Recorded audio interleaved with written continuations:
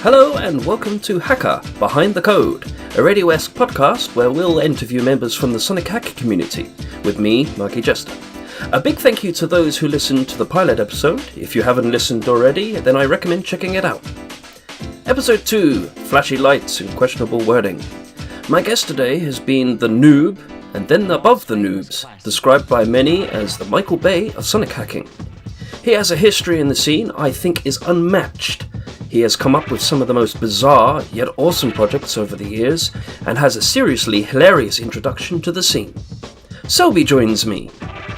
This interview is almost 3 hours long, so we'll be taking a few breaks and playing some music from a few other community members. Kat Kurin provides us with music for a unique hack of which the screenshot I've seen is delightfully designed. Genitari, Foxconn Ed, and Jerry Trevino impress us with their ability to construct realistic audio. Seriously, Selby is a fan of heavy metal. Finally, Project FM joins in once again with more music from the same hack. You may remember his work from the pilot episode. Also, if you want to know what's up with that switch and the thumbnail, stick around and hear the full story. No, seriously, it's an interesting story. But anyway, without further ado, hope you enjoy.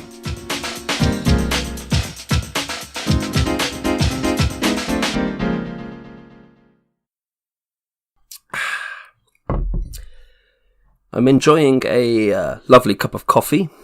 I have full-fat milk. Makes it nice and creamy. I actually quite enjoy a nice creamy cup of coffee. I can't stand black coffee or skimmed coffee. What about you? I would say your opinion is wrong, because I'm currently having the blackest coffee in the whole universe, basically. Okay.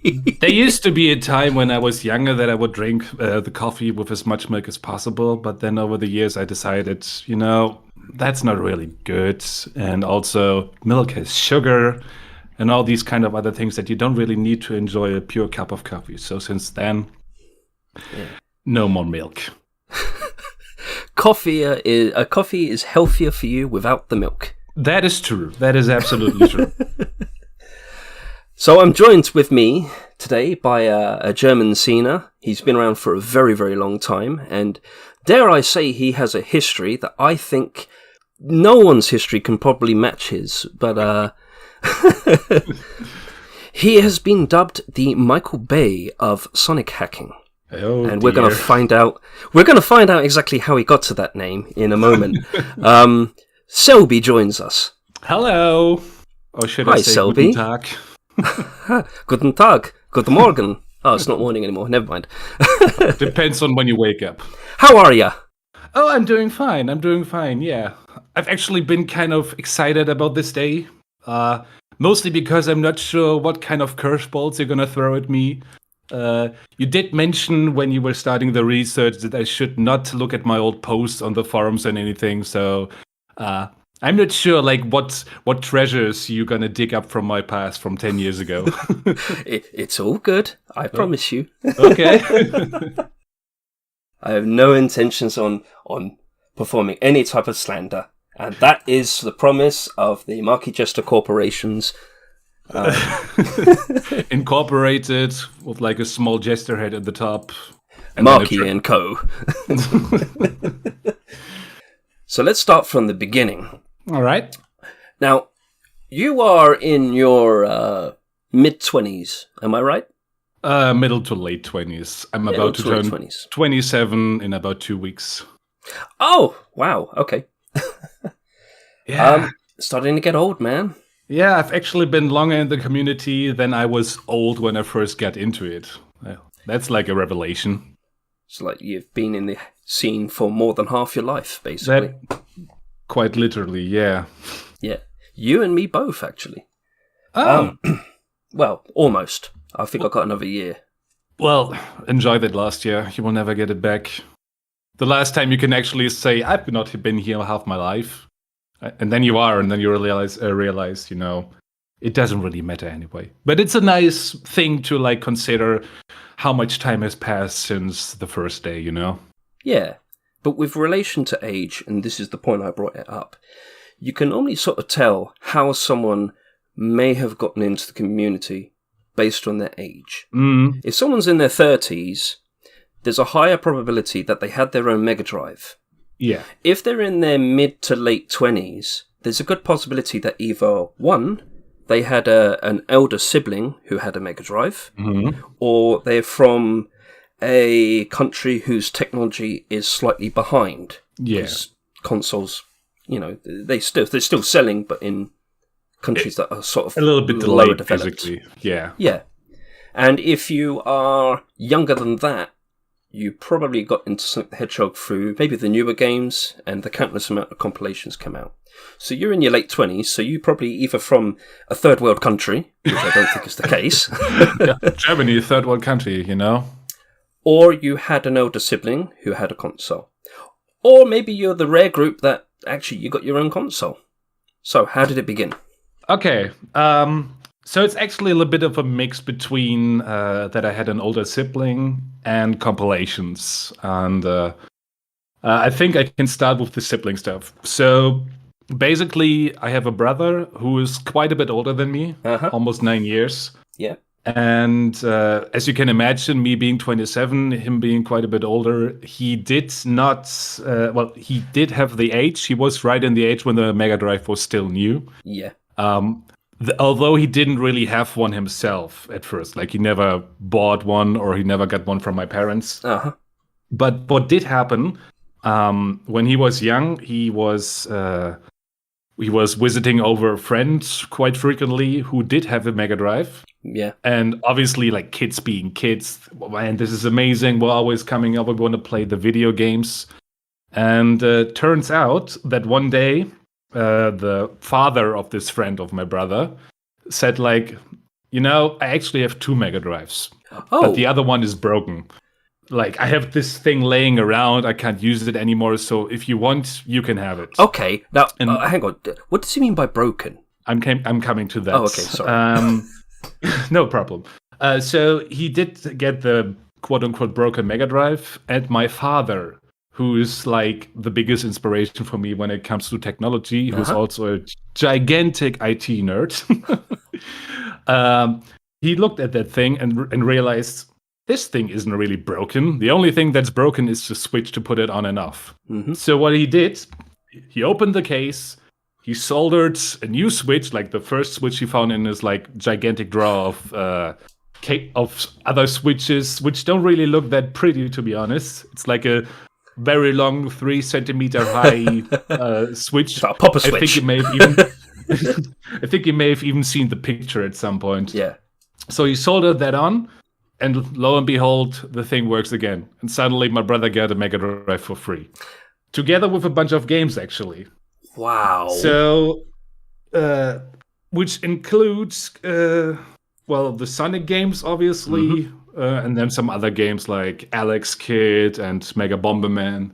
Yeah. So, he got a Mega Drive. Then a few years pass. I was put into the world. I've become older.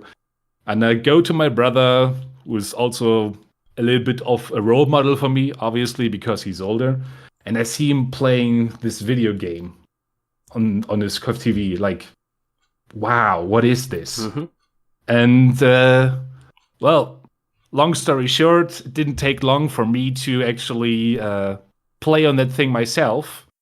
And that's really when I fell in love. I think I must have been around 6 or 7 years old when I first played on the Mega Drive. What was the first game? That was Mega Bomberman, actually. Really? Because he was looking for a second player. Okay. And you play up against the computers as well. Because I think there's like 4 players. Yeah. There's 4 players, but you can also play one-on-one. Oh, yeah. So, okay. So that game has a really, really special place in my heart. Obviously, I didn't know anything, but my brother was really cool in like showing me all the secrets, how to cheese the AI, for example. And like that was the first real video game experience that I had. And then it didn't take long for me for him to also show me Sonic the Hedgehog, the first game. And I guess the rest is history. Not quite, because you actually mentioned this in an old post that the first time you played Sonic was on your brother's old Mega Drive. But you said that I asked him, "Can I play this?" He said yes, and I was dead after 15 seconds. The first chopper. Oh yeah. Yeah, when I was first playing Sonic, I absolutely didn't know anything. Like, even the simplest concept of, okay, don't walk straight into the enemy, didn't click into my head. I was so fascinated by the flashing colors and everything. Like, you have to understand. I think that was the first time I played a 2D platformer in my entire life. So things that are taken for granted after the years are pretty much not written in stone yet.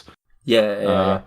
You get surrounded by all this overload of sensation with all the colors, the sound, the amazing music, and just the fact, like, I think kids. I have a small nephew who really shows how kids behave, and it's fascinating because kids are so easily fascinated by anything that gives them some sort of feedback.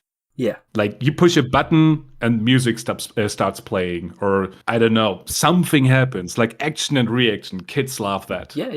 And I think I was exactly on the same spectrum. Like, I pushed a button and this small pixel on the screen moves. Yeah. So, yeah, I walked straight into the first chopper of Green Hill Zone Act 1. Because I didn't even think about doing it.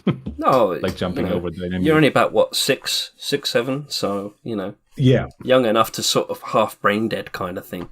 Like, exactly. You're sitting there all drugged up playing Sonic 1. So my brother had to explain to me, okay, you just died, and dying is bad. Try to jump over the enemy the next time. You have to know what to do. Like, if you don't even know, what is the game's point from getting from A to B. Like, at the end of the day, a game gives you a challenge to overcome. And the challenge is what makes it fun. Yes. But if you don't even know what to do, then obviously you don't even know what you're supposed to do. It's an amusement toy, basically. Like, you go to an amusements, like the crane machine. You never win, but it's supposed to be there to excite you. You're supposed to know, you're supposed to think that you are able to win. Yeah. Now, moving a bit further than that, so you're growing up with Sonic the Hedgehog. I mean, I'm assuming it's not just Sonic 1. Presumably you've come into contact with 2. 1 and 2. Mm-hmm. Now, at what point did you decide, or did you come across the hacking scene? I mean, what kind of Sonic games did you play before you got to the hacking scene? Getting a little bit before that, you said earlier one of the 3 categories was compilations. And that's pretty much the other part of the equation that decided how I would end up here. So you have to understand, I was thrown into the concept of video games as a whole with the Mega Drive of my brother and Sonic 1 and 2. Uh-huh. And for a very long time, I'd say until about 2004 or 5 maybe, I thought that was the end of it. And suddenly I was turning 9 or 10 years old, and we did have this old video game shop in my hometown that doesn't exist anymore, unfortunately. What was it called? Game House. Okay. Very inspirational, I know. I know. It's like GameStop or Game... It is basically like a privately owned GameStop, if you will. Okay. Yeah. So I go in there. I'm turning old enough to be really interested in video games. I had a PlayStation 2 at that point. And I go into the shop, and suddenly I see a box of Mega Drive Collection, Sonic Mega Collection Plus for the PlayStation 2. And I'm like, that sounds interesting. Sonic, I remember that guy. So I take out the box, I flip it over and look on the backside, and then I see it. Sonic 3. Oh my god, there's a third Sonic game? And it was $40. So I really had to take every bit of saving, because when you're 10 years old, you get 10 euros per week as allowance from your parents. And I saved the absolute crap out of everything just to buy this one game, because I was so flash. Like Sonic 1 and 2, I've already known for, at that point, like 4 years. Yeah. And suddenly a third party member enters the game. So you're saving up all this money, you're offering to clean the couch with the Hoover, looking down the back for coins. Pretty much, yeah. Yeah, so then I eventually buy it, and then I played Sonic 3 like up and down. And what was your first opinion of that? Well, I did get stuck in launch base though.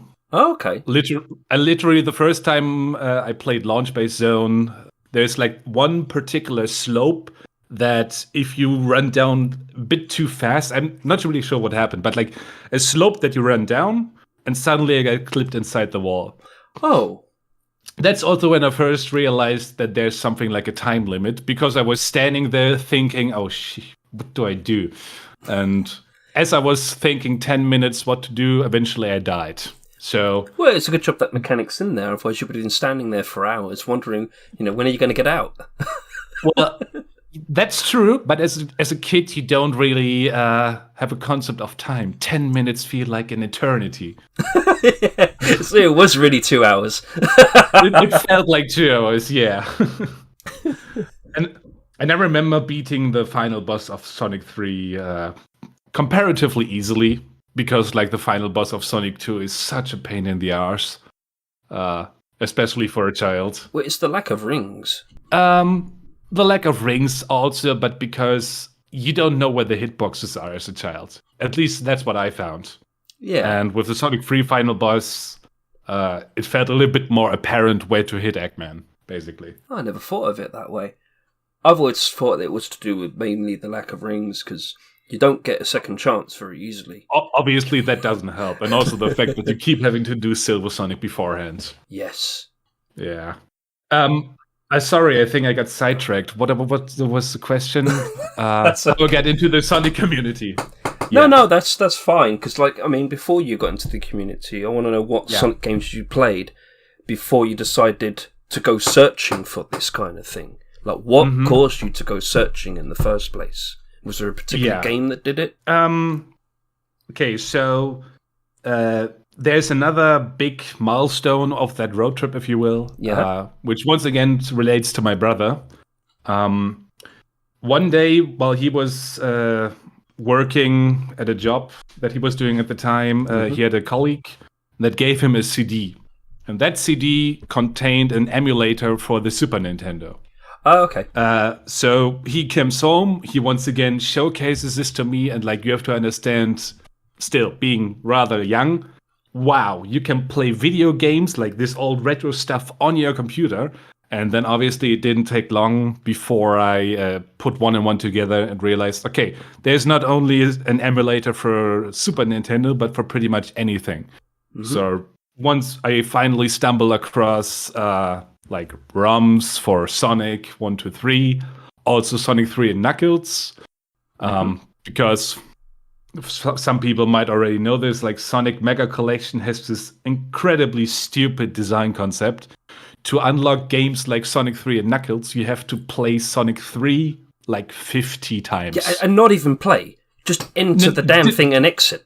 Just start it, exactly. It's the dumbest decision thing ever. But obviously, if you don't know that, you will not do it. There's also a bug in Sonic Mega Collection where the amount of times you play the game doesn't save to the memory card. Oh, God, really? Unless you exit the games menu and come back to the main menu, or something like that. I remember that distinctively, because that happened to me. Jesus, wow. Okay, that is... I didn't even know that. Wow. You think it's already reaching the bottom of the barrel, and then it hits you with that. Yeah. It was just poor ergonomics design, of when they save and load. Yeah. So I didn't even know that Sonic 3 and Knuckles was a thing. And obviously having this massive game, which at that point felt like the ultimate Sonic game, probably even to this day, having that as a separate ROM was amazing. So a lot of people would agree with that. Yeah, I'm pretty much preaching to the choir right here. So you discover ROM hacks. First you discover ROMs. You discover the ability to play like old retro games on an emulator. And I started with Gens, like any sane person. I never went with Kega Fusion. Well, I think it was 5-starred. Kega was always underneath with like 4.5 or something like that. I'm not even sure how I ended up with Gens, to be honest. It was just the one that I did. Yeah. Anyway, so the final part of the equation was when I was in the old days of YouTube. It was kind of difficult to get stuff recommended. Yeah. The recommendation algorithm was garbage pretty much. I mean, it still is, but it's at least has gotten a little bit better, I think. Yeah. So I'm not sure what I searched, but I somehow ended up finding a video by Nineko. I'm not sure how you pronounce his name. I'm sorry for that, by the way. I've always thought it was Nineko for a while, and then I thought it was Nineko. I'll call him Nineko now. Let's go with Nineko. Sorry, I'll ask him. I'll get him to listen to this podcast and say, please clarify how to pronounce your name. Yeah, that will be helpful after, I don't know, more than a decade. Because, yeah, he's basically the one that, like, entered me into the world of Sonic hacking as a whole. Because I stumbled across the video of him where he was displaying how to play Blue Knuckles in Sonic 3. Yeah. Using an emulator cheat code. And that just blew my mind. Like a Game Genie code? I think it was Game Genie, yeah. Yeah. And it just blew my mind, just knowing, oh my god, not only can you play Sonic games on the computer, you can also manipulate them. Yeah. Like, at that point, I didn't even realize that manipulation using a cheat code is not quite the same as hacking. And your mind went... Absolutely berserk, exactly. Like, wow. And then it didn't take long for me because at that point he was like a god to me, Nineko. Like, he knew how to get into this. So obviously, after checking that out, I first, of course, tried to replicate it on myself and can confirm, yes, indeed, you can modificate Sonic games using cheat codes. And then I go to his YouTube channel and I see his ROM hack Sonny Neko, which I haven't really checked out in recent history, so I'm not really sure what it was. I think it was mostly a music hack with some basic palette modifications. But just like knowing, okay, you can actually, like, for real, change the way the game looks. And from there, it didn't take long before I went into the resources, because he obviously mentioned Sonic Retro and all the archives and repositories where you can find the information on how to do that. And like anybody else, I started with ESE2, which eventually turned out to be my first ever ROM hack. Well, it's interesting you should say that, because I mean, you mentioned Nineko, and I never knew that, because you mentioned in a post a long time ago that how you got into the scene was that you saw a video of Extended Edition by Sinosu. Oh.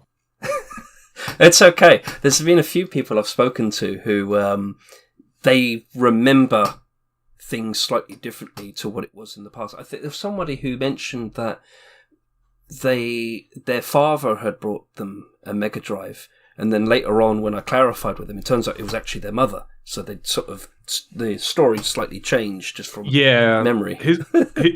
I mean, history is kind of blurry when it was that long ago, and also when you were that young. Yeah, I mean, this is, 14 years ago? Exactly, I was 13 back then. Like, just coming into the age of puberty, you know? So it was a long time ago. And maybe there were, like, some small blocks in between, like, getting into the community. Like, for example, seeing the video for Sonic Extended Edition. Yeah. Which, by the way, Sinisu, if you're listening, I'm still waiting for to this day for completion. Don't think I'm ever... We all are. It's been longer in development than Half-Life 3. Like, come on. At some point, you gotta deliver, man. So, yeah.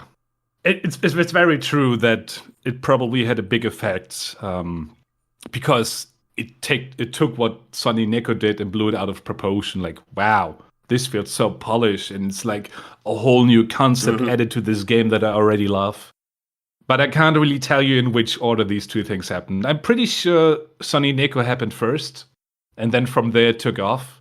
Because I know like how to play Blue Knuckles in Sonic 3 was the inception point of everything. Yeah. What was the first project you worked on? Oh, yeah. At first, just random stuff. The first thing I did, as I just mentioned, was Sonic Hardcore Terror. Tell us about that, because I found no information on that. I didn't even know it existed until you mentioned it just now. Oh, then I guess you haven't checked out my YouTube channel. I did check it up, but I was looking for something else in particular. We'll get to that in a moment. Okay. Because I did make a video about a video series about all my old hacks a few years ago. And the first one of that was Sonic Hardcore Terror. So yeah, that was the first Sonic hack that, well, quote unquote, got published because I did make a few edits here and there in Sonic ESE2. And like any child, I didn't know what a checksum error was. So I I go to the level editor, I do some things, and then I hit save, I open the ROM, and I just get a blank screen of one color. and it's red, the worst color to see. Exactly. And I'm like, oh man, what am I doing wrong? Well, I guess then this whole Sonic hacking stuff is not for me. Until one day, I mean, you have to understand, at that point my English was so poor that I didn't even register the concept of a checksum error. Yeah. I basically just clicked the colorful buttons until something appeared that looked like it would be good. Colourful things really do trigger you, don't they? Colourful Sonic 1, colourful little buttons. And let's not get started on Sonic Rape, which we'll get... we'll come to those pretty... Okay, yeah. A little bit of foreshadowing there. So yeah, I keep trying to do stuff, never get it to work. And then one day I go into the top bar breadcrumb stuff, I click on something and it says fix checksum error. Yeah, and I think I just tried that. I did that and suddenly it works. So I made the connection. Okay, in order to play the thing after you've edited, you have to do this one thing, which I didn't even know what it did. But isn't that a function in ESE2? I think it's not really a function so much as it's a bundled extra utility. Yeah. Okay. Yeah. Yeah, but it's part of ESE2 in the sense that you can open it from there. Yeah. Yeah. So when that part of the equation was finally solved, I could finally move on. And at that point, I already did a little bit of experience with level layout editing. Well, experience and big old quotes. Because if you do check out Sonic Hardcore Terror, you will realize it's complete nonsense level design. Obviously, a kid who just discovered this utility would do that. A million different spikes, like level layout that just chunks of disconnected chunks, one block does not lead smoothly into another and just stops in the middle of the air. Springs that are just floating in the air, that kind of deal. We've seen plenty of examples over the years. Exactly. And we've all been there. We've all done something stupid like that. And then we mature and get older. Yeah, that's pretty much one of the things that happened over the years. When you're a teenager, which is also why the name Hardcore Terror even came about. It was just this is so cool, hardcore and terror and extreme and violence and explosions. That was the mindset I was coming from. And now that I'm a little bit older, I look back at these and cringe a little bit, honestly. Because the choice of words, like Sonic Rape included, isn't really something that I stand behind anymore. It was just, you're a teenager and you just want to have to develop your own identity. And I just picked the path of the cool, quote-unquote, kids. Yeah, no, I get it. I get it. So yeah, And I mean, like the whole Sonic Rape thing, it really is just a joke name. It's just the idea of you destroying the damn game. exactly. What community did you first join? I'm assuming it was Retro first, or tried to join, should I say? Try to join definitely Retro.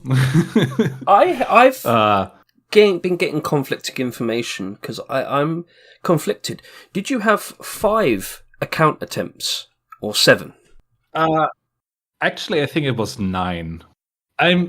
I probably, even every time I say that, I'm not really sure about the number. To be honest, I still am not. But I think I looked back a little bit and thought that I did like 9 different attempts. In case we include like individual posts, individual accounts. Well, let me just read a little excerpt from your user page on Retro. Okay. Selbi holds the official record of validation requests on Sonic Retro, at least from those people who eventually got approved, with a total of 9 tries split over 5 different accounts. Okay, yeah, that sounds accurate. Ban dodging and his general stupidity in the beginnings were the reason. But the thing is, you mentioned that there was apparently 7 accounts. You had 7 account tries you mentioned in an old post. So I'm wondering, do you remember exactly how many? I do not. It could be either of these, really. Because... Well, I'm going to read out a few names, and I want to see if you remember these. Oh, dear God.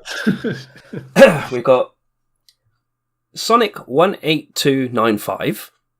Mm-hmm. We got Sabu32. Yep. We have Shadwa93. I think that's supposed to be shadow, but with letters mixed around. That sounds like me, all right. Seba, basically a mix of Selby and Sega. Mm. And Blue Dragon. Yeah. Those are the ones that come to mind. Now, this took me a while, but I kind of figured it out. You originally joined as Selby182. That is accurate, I think, yeah. Yes. And I was trying to figure out, what does that number mean? I was going over and over in my head, what does that number mean? It must have some sort of significance, right? And of course, Sonic18295 gave it away. It's your birthday. Yeah. Basically. The 18th of February, 1995. So yeah, I didn't know that. I already found out, literally, I found that out about an hour ago. I kid you not. Really? About an hour ago, I was just going through, revising my stuff, and I was like, what does it mean? I've got to ask him. And then suddenly the secret cipher. What does it mean? We have to crack the code. Yeah, it's actually funny because I did first join Sonic Retro as Selby 182. And when I did finally get approved, like an entire year later, I think it was even Tweaker who came to me like, okay, you finally like managed to show that you've grown up. We can allow you through. But we don't like people with numbers here. So is it okay if I change your name to Selby? Which was kind of weird when you think about it, because normally I try to, when I register to a new website, I go straight for Selby. And if that is taken, which happens quite frequently apparently, I go with Selby 182. But in case of Sonic Retro, I went with the number version first. Well, it's interesting because when you failed to get onto Retro and you went onto SSRG, you did not use the number on SSRG. I did not, but what I did do, I spelled my name in lowercase. Okay.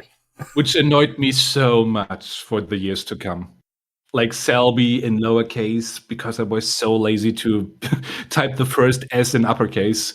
And I think it took a few years before I finally like reached out to one of the admins and said, hey, can you please capitalize the first S?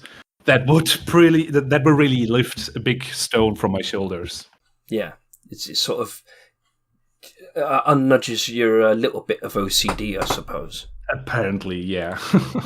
Now, just for the people who don't know, could you just sort of explain what Selby actually means? Where does the name come from? Oh, it has a very long history. It happened when I was in elementary school, 2001, first class. one of my best friends, still to this day, actually. Hi, Dennis.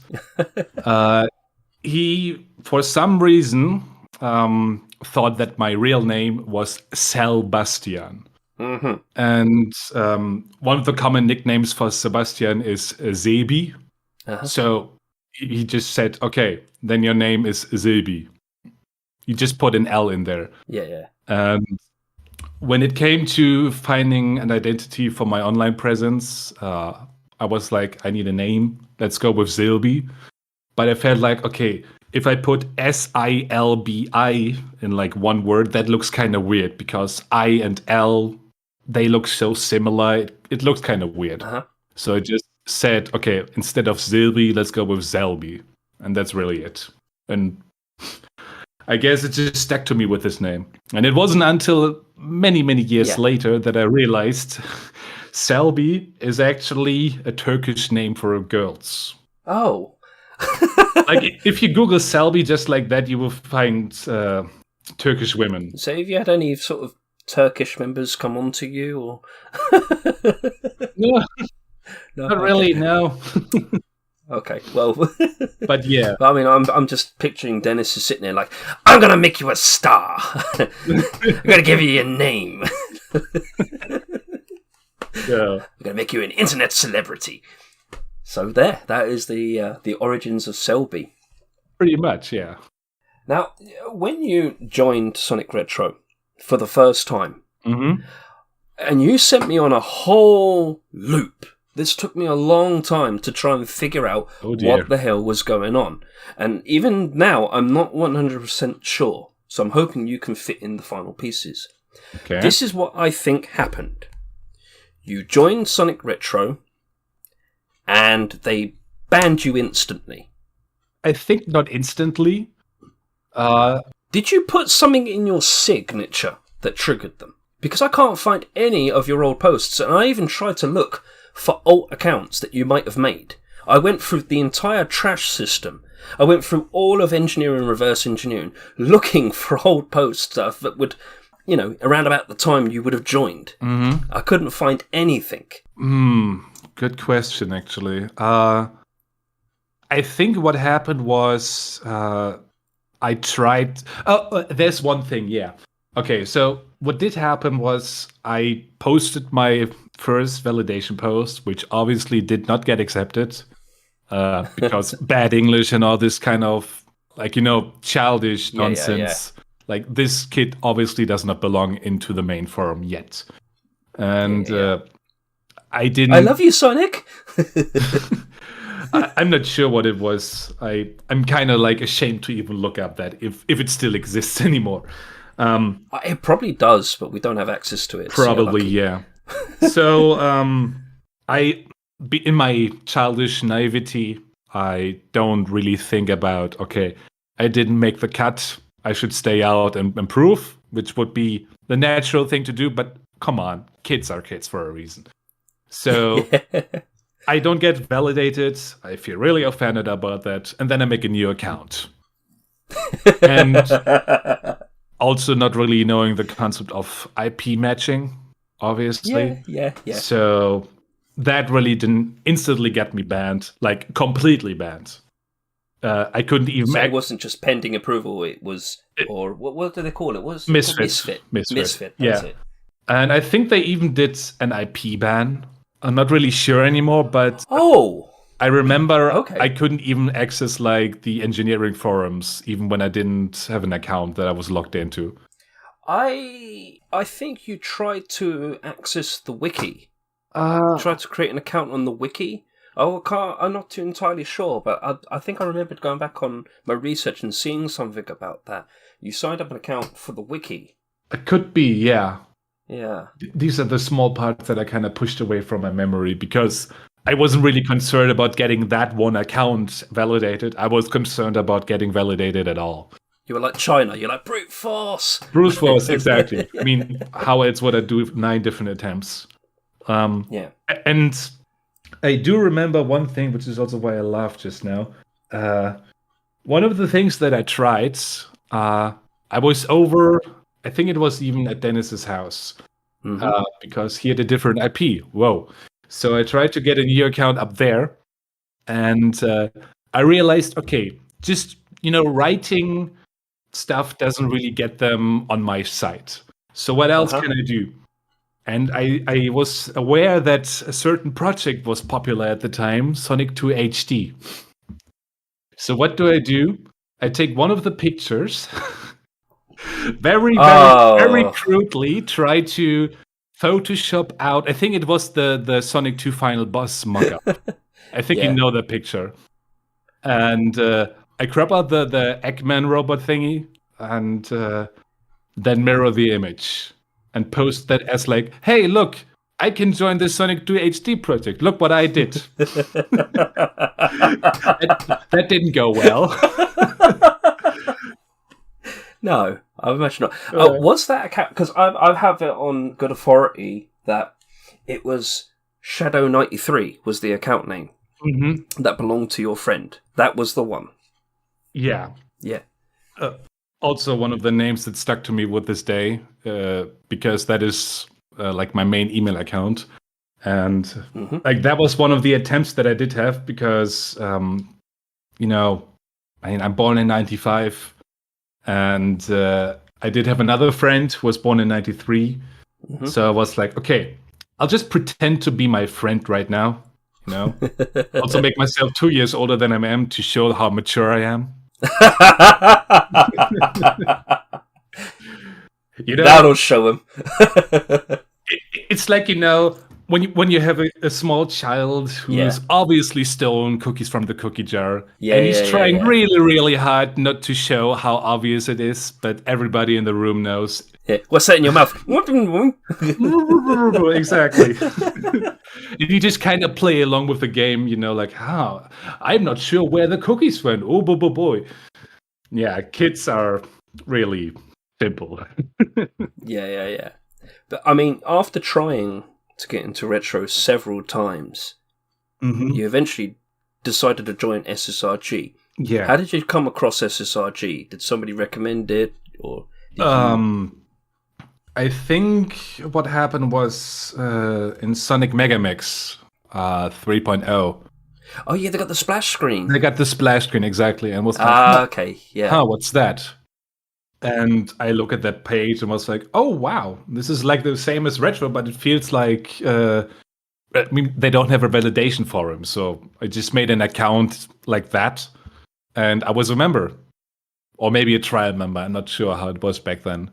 But the matter of the fact is that I could post stuff without having to go through this whole, ordeal. 20 trial posts, basically. Yeah.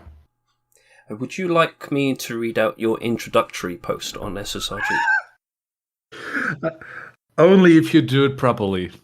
I'll do it properly. All right. Let's hear it. I'm a Sonic hacking... No, sorry. I want you to have the biggest German accent. So, what is the first thing you did back then? Please don't. No. Honestly, when I read this, I thought it was kind of sweet. You said, I'm a Sonic hacking fan, of course. I've created many hacks, but only 2 are good. But I know a little about ASM, assembly. Also, I've created some tutorials. You can watch them on YouTube. Oh, yeah. Yes, I'm German. I don't know. Should I told you more? Well, I think it's enough. And I think as far as introductories go, that's rather sweet, don't you think? It's more innocent than I had feared, basically. Honestly, a lot of the posts that I've seen are more innocent and stupid. They're not really nasty, as far as I've seen. I mean, I never really tried to step onto anyone's feet, as far as I remember, at least. Yeah. It was just like poor choice of words, mostly, mixed together with like life inexperience, if you will. How to behave on an online forum, because Sonic, or specifically SSRG, was the first forum that I really got into. Well, I mean, you contributed to the forums nicely. You had very polite and friendly posts. You were very friendly. That's everything I saw. And then after you used up your 20 posts in 4 days, I might add. Q Jimbo actually approved you. And you have him to thank as the reason why you're still in the scene today, I think. That's not the whole story, actually. No? But it's partially true. Well, I actually happen to have access to the approval thread that you created. Oh. When was that written? In July 24th, 2008. Okay, then that might actually be it. Huh. Okay, I've written my 20 posts and now I'm a limbo. Well, if my account becomes validated, I'm, of course, happy.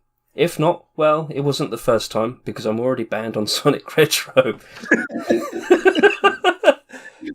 Just throwing that out there. But this another forum, I have a chance to be validated. And Q Jimmo said, as long as you stop using this character instead of this character, you should be approved. And he meant the apostrophe. You were using a special apostrophe. Is it to do with your German keyboards? Yeah, the German keyboards are incredibly weird when it comes to that. Because we have an entire key dedicated to like the accents. Yeah. And obviously we don't use accents in German at all, let alone apostrophes. So, like, to me, that was just a line. I didn't understand that there was a difference between a slightly curved and a straight line. Used as an apostrophe, so that was that. Okay, I thought it might be, but yeah, no. Okay, still though, that is not the whole story. No? I think what did happen was, yes, I got approved for a short while, and then I think it was around the corner that I did Sonic Project 255. We'll get to that in a moment. I was just going to come to that. But okay. First, I think it's time that we have a little bit of a break, don't you? Yeah, I think that's good, yeah. We have some music by, I hope I'm pronouncing her name right, Kat Kurin? I think that's how it's pronounced. Kurin. It's for a hack called Mr. Needle Mouse Adventure. It's a working title, so maybe the name will change in the future. This is Rocky Mountain Zone. Enjoy.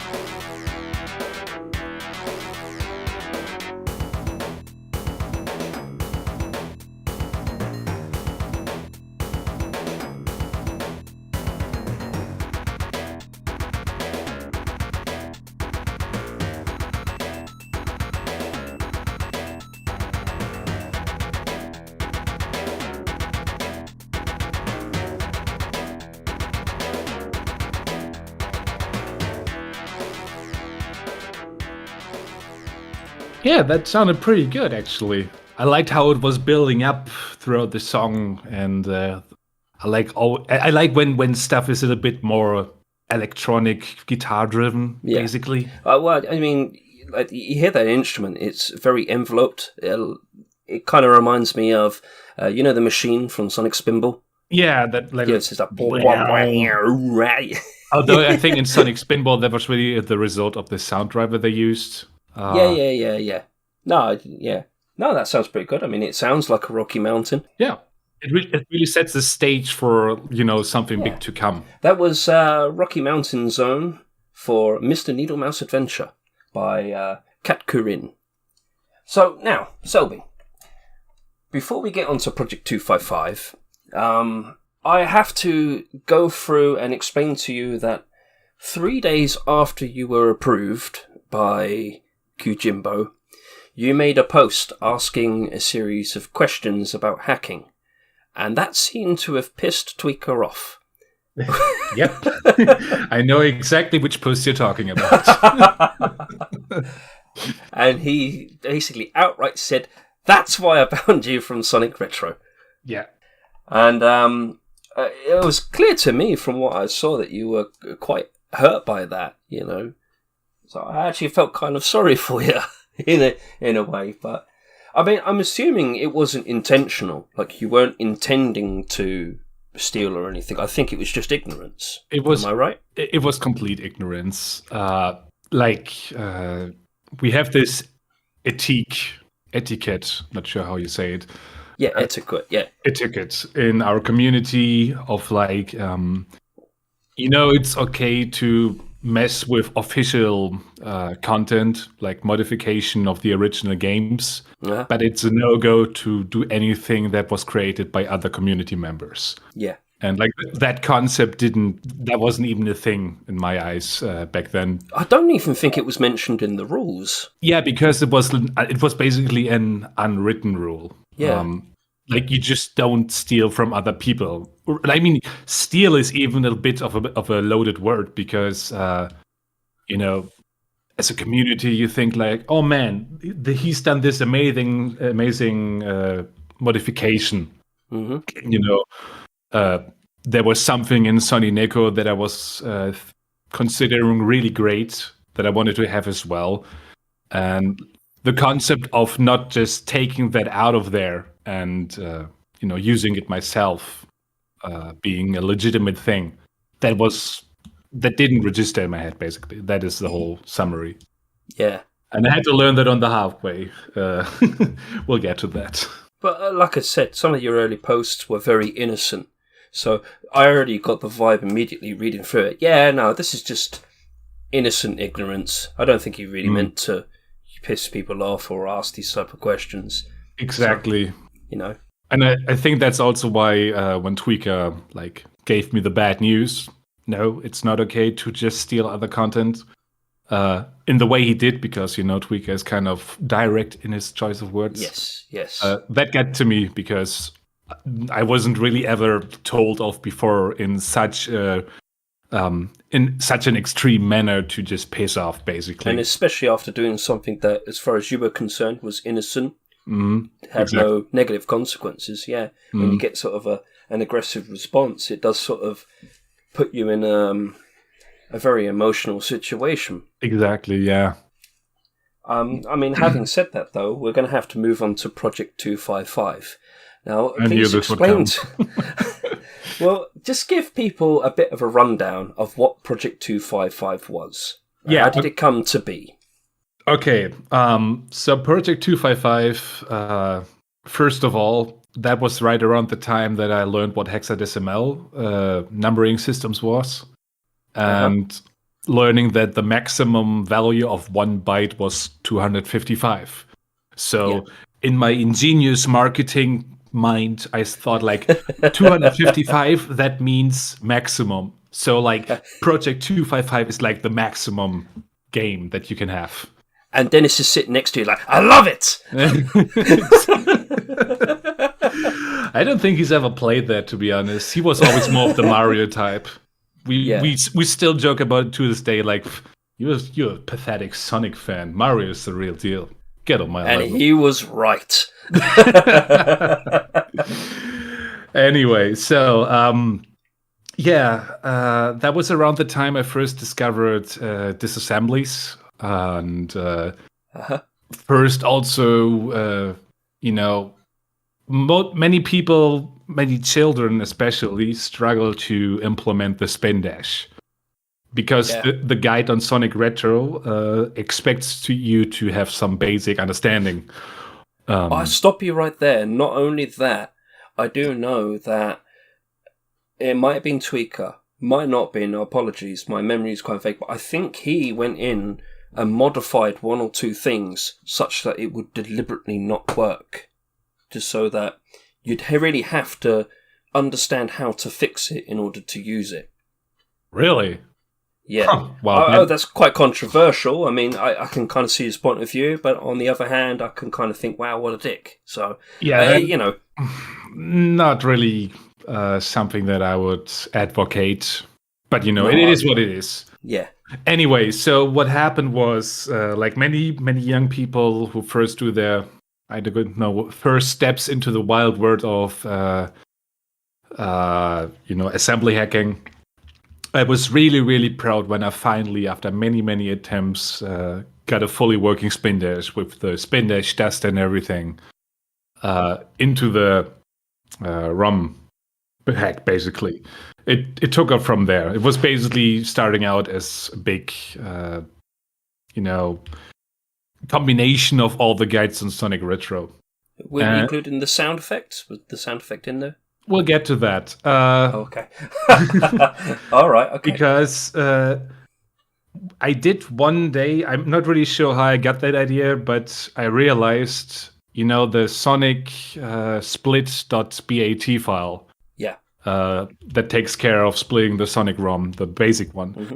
That also works for anything else, because it really just extracts selected ranges of bytes. And the first 2 versions of Sonic Megamix, I think, were written in hexadecimal. So what you could do is just take this one game and put it into the split batch, and then you have everything ready at your disposal. Yeah. All the level layouts and the music, including all the pointers are in the same place. It's exactly the same. Yeah. And coming back to this whole not understanding the concept of intellectual property within the community. Yeah. I just thought, it's right there. The sound effects and the music and even the level layout. So I just took that blatantly without even flinching. Yeah, it'll be fine. Put it in. It'll be fine. Dennis is sitting there. Don't worry about it. My lawyers have got it covered. Not even that. Like, even one step before. Not even, committing a crime.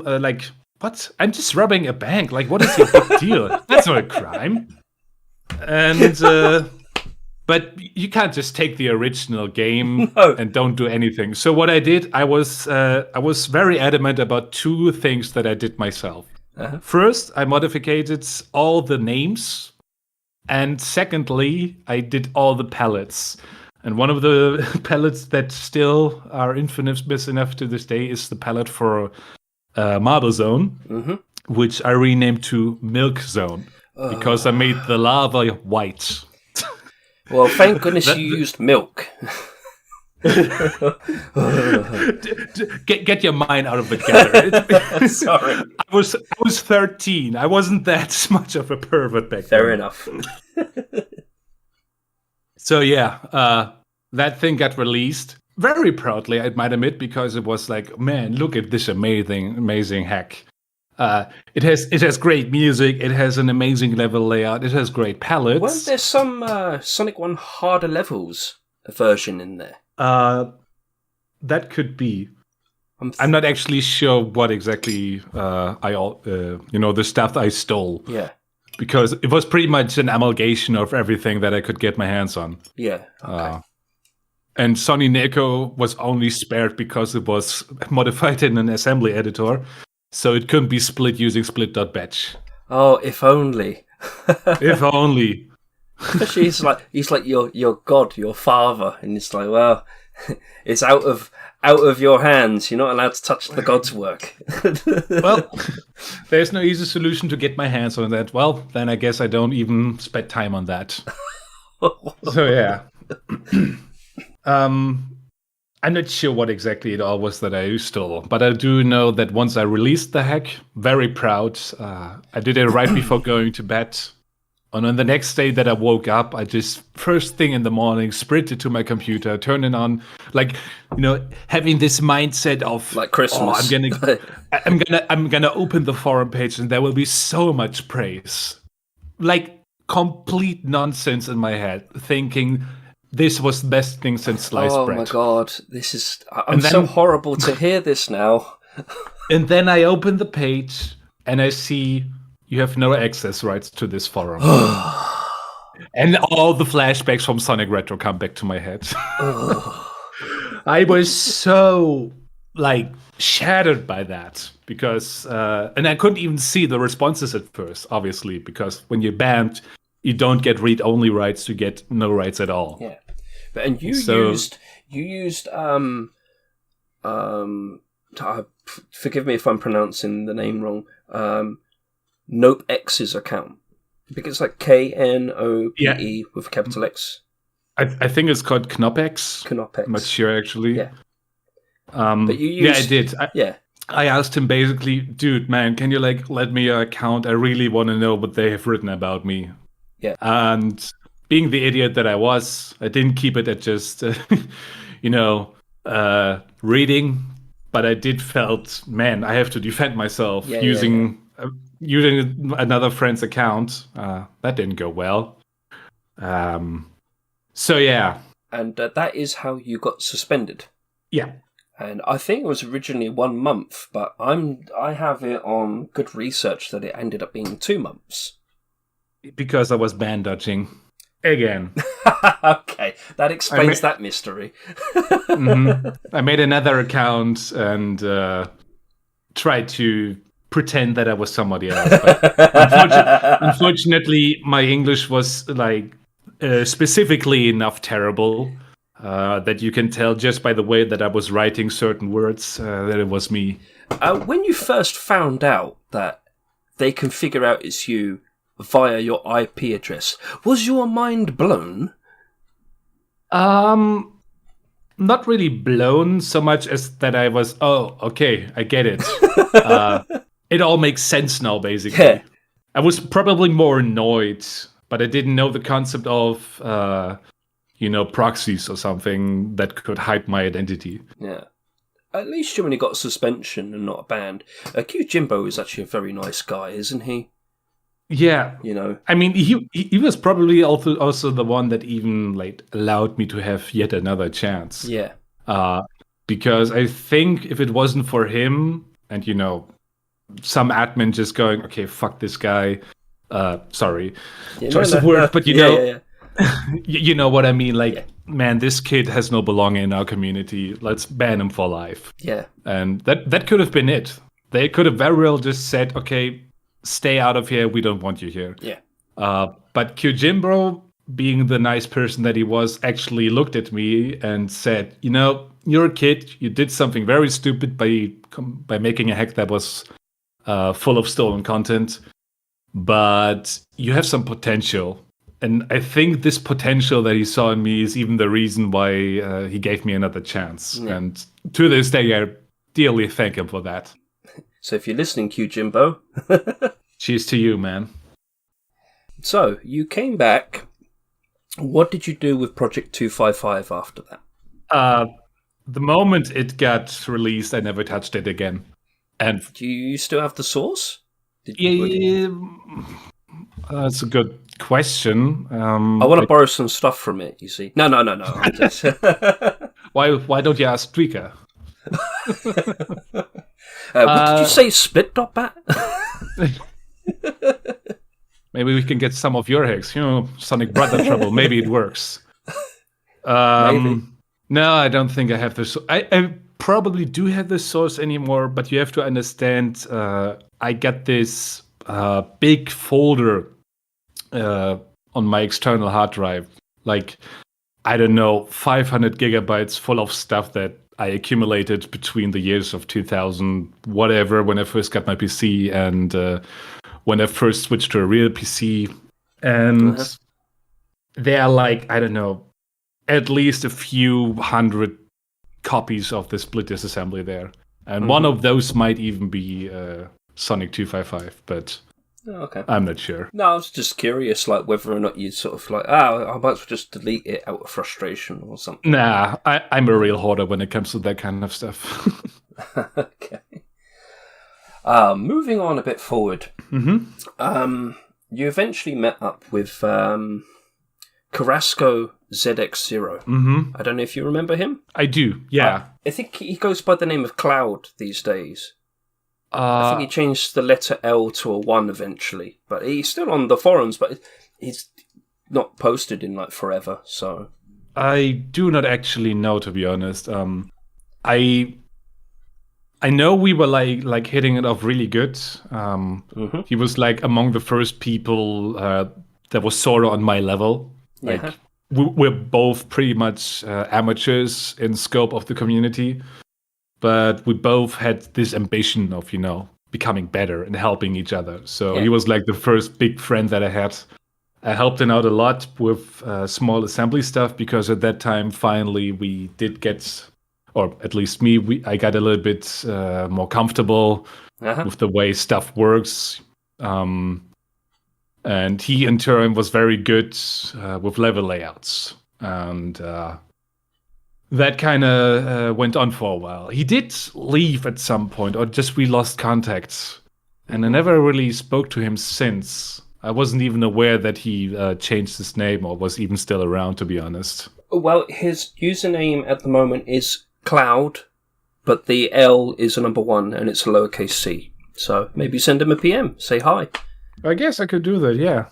Just see, catch up, hey, how you doing, You okay? You still alive, Yeah. It's been 13 years since we last spoke, but I love you. I finally have the courage to tell you. But you were credited as a beta tester, fixing bugs, assembly programming and coding. So I'm assuming you developed your assembly programming while working on that with Carrasco. Probably, yeah. I think his game was called Sonic ZX. Yes, it was. Yeah. Sonic the Hedgehog ZX. That was kind of like probably one of the first games that I really had a bigger impact on that wasn't just, complete steal. I don't know.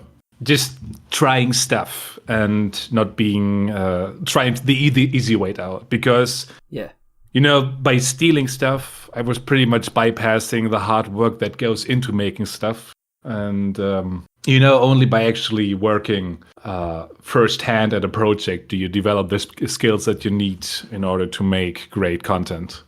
Yeah. And I think that was the inception point of that. I mean, what I mean to say is it sort of refined you a bit more before you went on to your next project. I would say it started the refining process. Did you enjoy working on that project? I did enjoy working for somebody else and getting the feedback. Yeah. Because obviously when you help somebody else with whatever really, and they appreciate what you do. Yeah. And even go the next step and put this stuff that you did for them and rate it in such a high regard that they put it into the final product. Mm-hmm. That feels really, really good. Yeah. So I kind of got a big nag out of that because I felt like, man, helping people feels good. It's a way of getting instant gratification, which, don't get me wrong, isn't always a good thing. I mean, there's people who are supposed to be teaching themselves delayed gratification, but a little bit of instant gratification now and again doesn't hurt, and sometimes it helps. Exactly. It also helped me personally to reinforce the mindset that, okay, despite the stupid stuff that I did with Sonic Project 255, I do have some potential, Uh-huh. I mean, the assembly stuff I did then wasn't really anything groundbreaking by any means, but it was good enough to at least help somebody. And at the end of the day, it's about you feel good for helping somebody, and they feel good because they got help in the first place. I want to move on to some of your tools that you've programmed, because right about this time that you was working on Sonic the Hedgehog ZX, you were also working on, I suppose, one or two tools. So one that comes to mind is Sonic 1 text code editor. Yeah. I think that was the first tool that I did for two reasons. Firstly, because when I was working with Sonic, what was it? I'm not sure. I think it even was Sonic 255 that I did it. The way that the text code mappings worked in Sonic 1, the default disassembly at least, was a real annoyance. And I remember in ESEI 2, you could simply type in the text, but you couldn't do that in disassembly, and that annoyed me. So you wrote your own tool to do that? Well, it was a twofold reason, really, because right around that time, I firstly discovered Visual Basic Studio, and it was probably the first real language. Well, real language. I wouldn't I wouldn't force anybody to work with Visual Basic nowadays, but it was the first language that wasn't assembly that I worked on. And the studio itself was really good in the sense that you could just drag and drop buttons and text boxes around. It's really good to get started and get your feet wet. So, but I don't like, still to this day, I don't like doing stuff for the sake of it. I always need to have some goal in mind. So I basically had this idea of this tool to simplify the process of writing text code while also learning a little bit about how to program with Visual Basic Studio. So that's really where that came from. I mean, they do say that the best programs you can make are the ones that you design for yourself, and that just happen to have benefits to other people too. Exactly. I don't even really think I was ever considering to get that thing out in public for the sake of anybody else. I was really just annoyed by text code mappings, because before that you had to basically take some map it and do every single letter by hand. And yeah, that is that is not fun work for anybody who's ever tried to do that. So yeah. And once that got out, the first one at least, I said, okay, Sonic 2 is the next project. And that was quite a bit more time before that got completed, because the way Sonic 2 title card mappings works is... It's different. Not only different, but quite a bit more complicated. You have to load the individual letters, but you can only load so much, and you do not load the E, N, O, Z letters. I think it took about an entire year before the second program was released. But I'm currently looking at a screenshot of that, and gotta say, that thing aged way better than I had in mind. Yeah, because I'd seen a picture of it, and it looked fairly decent. It looked quite professional. The first one was terrible, because it was the first real project that I did with Visual Basic. I've decided that, you know, what would be a good idea, to add some shading around the edges. For no reason other than to have some shading there. Because, you know, the first thing that you want to see when you open the tool is have some superfluous shading there. Well, just so it stands out, it's unique and pizzazz. Well, I mean, I saw your Selbi's Parallax editor is another tool that comes to mind, and I saw a screenshot of that very recently, and it looks quite decent. I mean, to be fair, I don't think anybody uses it now, but it still looks quite good. Yeah, I mean, one of the things that I was always concerned about with the most was I hate tools that are, I don't know, terribly designed. Poor software ergonomics. Software ergonomics, exactly. Just the way buttons are displayed or positioned, anything like that. You have to look at an application and immediately get what you want. And that is still something that I do to this day, even at my job, because there are so many people who have absolutely no concept of, you know... We're going to get to your job in a moment, but I want to pull us back now a bit. All right. Going back to SSRG, at some point you became a HackTube moderator. Oh, HackTube. Now, I don't know if... Do you remember HackTube? Yeah, now that you mentioned it, yeah, I do. For those of you who don't know what HackTube is or was, it was funny enough, actually. Q Jimbo had just recently popped onto SSRG just yesterday or the day before. Oh, wow. And he mentioned HackTube, just coincidentally. So it's a bit of a coincidence, really.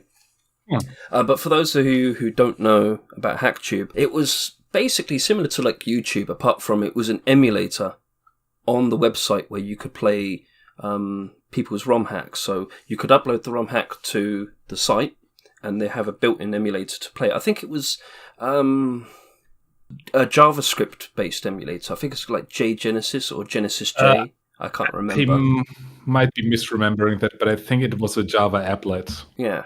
Which was terrible. I'm so glad that those things have died out. But yeah. Didn't Sega buy it? Or am I misremembering that? It's been so long ago. Because I think Yojimbo had to take it down for copyright reasons. There were some legal issues. I do remember that. That was also why HackTube got cancelled. But I can't tell you exactly why that happened. Yeah. Some sort of copyright, probably. Originally, it was Sonic Fan. He became the first moderator for a while.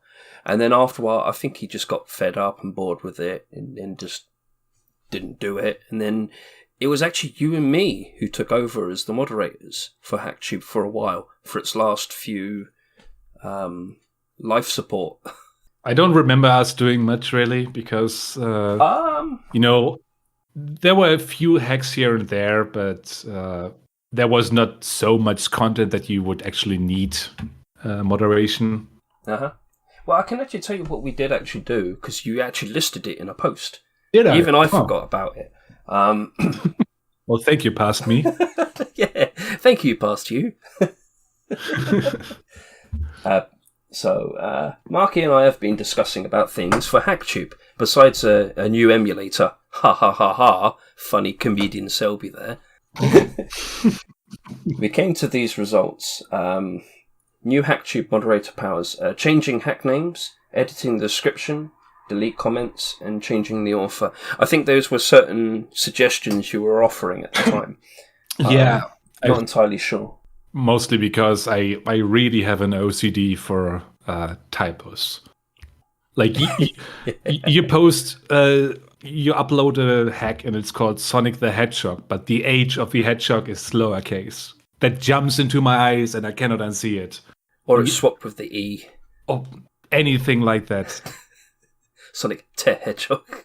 Just let me fix this. Give me the power to fix these mistakes so I can sleep at night, please. Number 2 was HackTube things in general.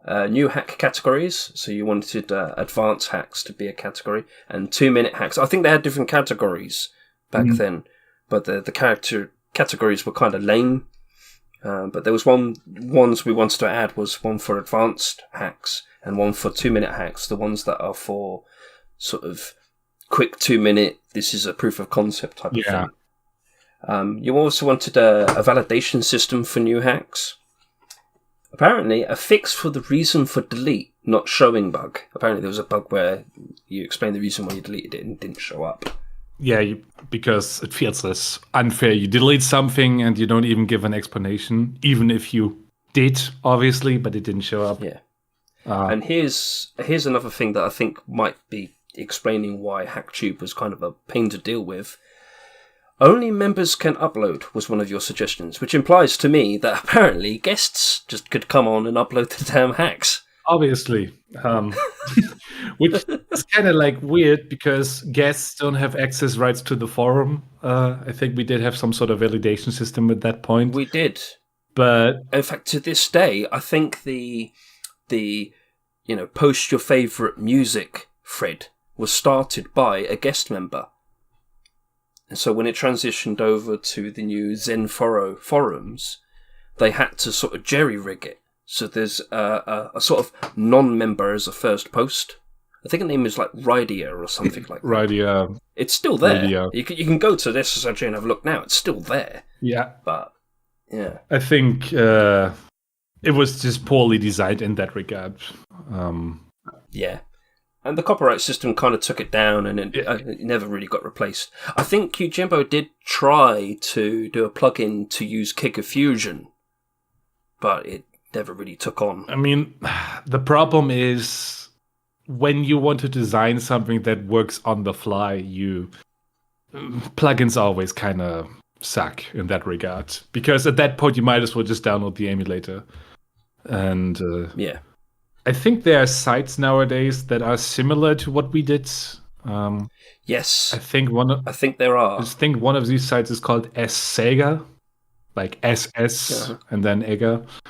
And that was pretty much the vision we had from the get-go, but they kind of took over. So yeah. So Q Jimbo is like a pioneer. He started it off, and then it failed, and then other people sort of jumped on the bandwagon. Yeah, but he can always pat himself on the shoulder and say, "We did that." I thought of that. Yeah. No, but, I mean, like that was back in 2000 and late 2008. Yeah, that was so long ago, man. Yeah. Holy now, crap. if you told someone in 2008 you could play an emulator online, I feel like there are people listening right now that weren't even born in 2008. That is like so mind blowing to me. Yeah. I think you might be right. That was 14 years ago. Yeah. And he had an emulator online. I mean, that's kind of a new thing. But I heard Jenkins said it best. He said, well, why would I want to play it online when I can just download the ROM pretty quickly and play it without hassle? Yeah. With my own emulator, my own setup. And he kind of was right. The only people who would be in the marketplace for an online emulator are those who want to quickly try it out, I guess. And once you've made the step over to the side of people who play offline, you have really no more reason to use HackTube anyway. So I think that's why it also kind of failed from a purely logistical point of view, because it was way more work to keep up, even with all the copyright stuff being left out to justify its usability. And plus, the data downloads now, I mean, 4 megabytes, nothing. So yeah, but back then, 4 megabytes was at least a few seconds. Yeah. But I mean, would you like to see HackTube come back? I mean, Q Jimbo's been talking about it briefly. What do you think? I'm kind of like, it would be nice, but I don't think it's worth it. I don't know. If he wants to do it, I will obviously not stop him. But for one, as Sega exists now, that is the one part. And the other part is, as we just mentioned, nobody really cares anymore. Yeah, I agree. It might be useful for the Sonic hacking contest. Mm-hmm. So you can just play it right on the side. But apart from that, I don't really have many use cases where you could use that, basically. Yeah, it's a dead concept now, I think. I'd like to move on to the piece de resistance, that is Sonic Eraser. Okay? Now, the first question I have to ask you is, because you just had a bit of a nitpick, just literally about 2 minutes ago, about people mistyping or the uppercase and lowercase with your name Selbi. Yet you decided to spell eraser with R and Z as uppercase. Yes. Why? I kind of dug myself a hole there, because so many people get that wrong. And like, it's okay when people write eraser in, just the E's uppercase and the rest is lowercase, or just the whole word lowercase, whatever. Yeah. But what really gets on my nerves is when they write eraser with anything but the R and Z uppercase. Suddenly the O and the E's uppercase, and it's terrible. And I have to like stop myself every single time. Oh, it's okay. It's just a name. It's just a name. I mean, to be fair, when I've been trying to type it, I have to actually go and look at the original name to see which letters are uppercase, because I can never ever remember. Yeah, and it only makes sense when you know where the name comes from, I guess. Like, to me, it obviously is never a problem, because the origin story, I explained it in one of my videos, but I can quickly go over that again. Yes, please. The German word for joke is Scherz. SCHERZ. And okay, and that's what the ERZ are for. And I was like, okay, S and H are taken care of. Sonic the Hedgehog. Okay, cool. And then I was like, because I thought it was funny to have a Sonic hack that, if you take all the capital letters, would be forming the word Scherz. That was pretty much the whole idea. So I had ERZ, and I was like, that looks weird. Let's put it into a proper word by adding some vowels.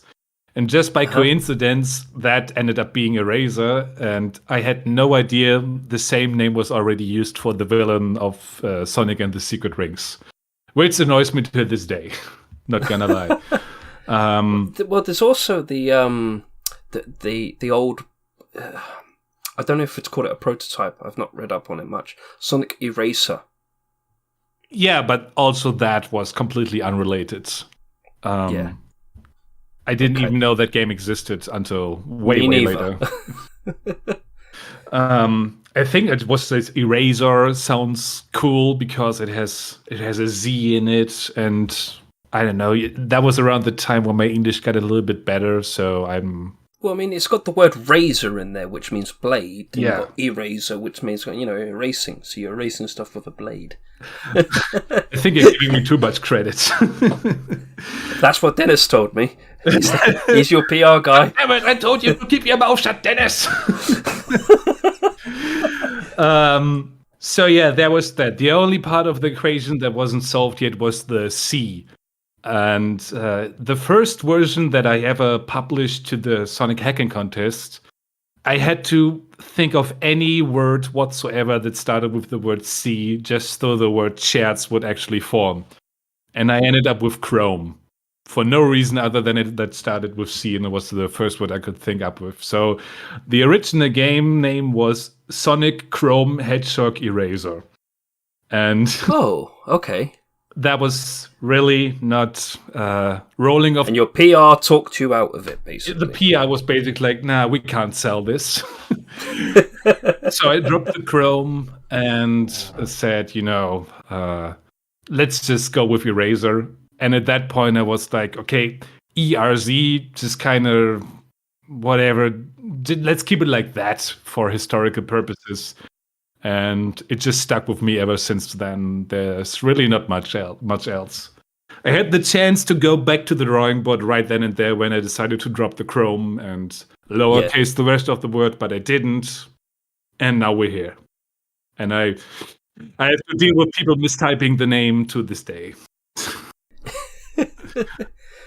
Well, it stands out. I mean, nobody's going to forget that hack. Probably. They might forget how to spell it, but they're never going to forget it. I wanted to ask, did anything from 255 make its way, recycled into Eraser? Probably not. I just thought I'd ask. No, I think it was actually the opposite. I think I built it on top of 255. But then over, many iterations, deleted everything that was part of the original. Wow. And I think mostly because I was too lazy to do all the guides again. Okay. I mentioned earlier that I was really proud of doing the spin dash for the first time properly. And I think I was just scared of messing it up when I'm trying to do it again. Yeah. So I copied that and then built Eraser on top of that. So Sonic Project 255 is technically the beta version of Eraser. I know it's not, but yeah. Let's call it early pre-alpha. The hack's been around since 2008. Sure.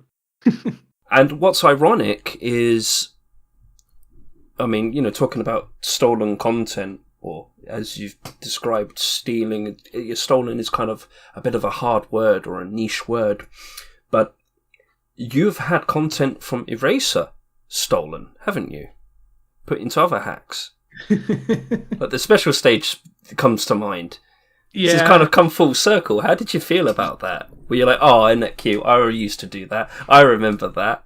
I think I'm not gonna drop any names. No, that's fine. But I think the person who did that knows who she is.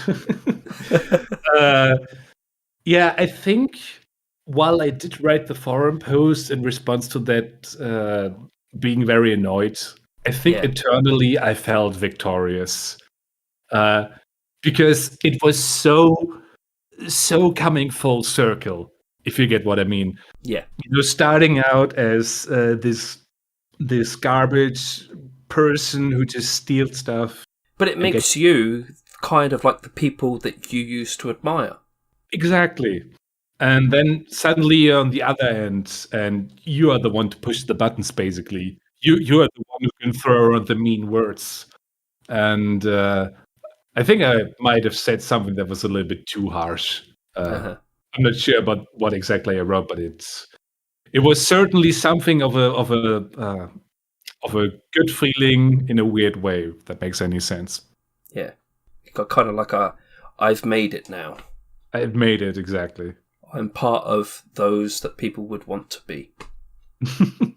No, seriously, that's... Oh, I've become a role model. Oh dear. Look elsewhere, really. Speaking of role models, let's talk about Michael Bay. Now, as I've described before, you are known as the Michael Bay of Sonic hacking. Would you like to explain to the lovely people who are listening now why that is? It could be because I have an affinity for something that is related to explosions. Bright lights as well, colourful lights. Colorful lights, flashy lights, stuff that people with epilepsy should probably not play, to put it. But, I mean, yeah. I want to say right now that I never did anything with the name. I have never watched a Michael Bay movie in my entire life, even to this day. Me neither. And I'm not sure who even came up with that Michael Bay stuff. I know who did. And I had a feeling you did because you did your research. Maybe you want to drop to the audience. I know exactly. I know exactly who that was, and I'm going to tell you his name in a bit. Oh God! Because I want to try and. No, I want to know. I want to know, like, why you went for all the explosions and the bright lights. What was it that encouraged you to do that? I thought they were cool. That is literally it. I was 13, 14 around that age. And yeah. I've discovered heavy metal music. I've discovered. I think it was around the time Sonic Boom came out as well, which was really cool and edgy. And I wanted to be like that. And I realized you can take Object 36, I think it was. I'm going to stop you. When he says Sonic Boom, he's talking about the hack Sonic Boom. There was a hack called Sonic Boom by Sayega. Oh, yeah. By Sink and Joy and Io Jenkins. There's just loads of Sonic Booms. It took me a while to figure out which one you were talking about. It's funny when you think about it, because to me, Sonic Boom is like hardwired to that specific hack. And yeah. But yeah, there are multiple Sonic Booms. There's also an engine and obviously the Sonic Boom game. Official game. Let's not talk about that. They did use a lot of heavy metal sounding instruments in Sonic Boom, the hack. Exactly. So that's that was really cool. And still waiting for the second version to this day. Fingers crossed, maybe one day. Never look. I've seen the art to Not Hole Village, the second level. I've seen some stuff, and it looks really, really lovely, but I'm not convinced they're ever going to finish it. It would be nice if they one day come back, but I think they got their lives to deal with, so... yeah. I mean, it happens. At the end of the day, we're still here voluntarily. It's not like a full-time job, so can't really force people to do it. But, it's nice to think. Yeah. Right. With Michael Bay, the person who originally came up with it was a member called H-Hog.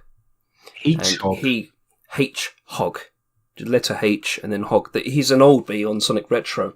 And he mentioned you released a version of Sonic Eraser called Fulfilled Edition in 2011. No, that was 2016.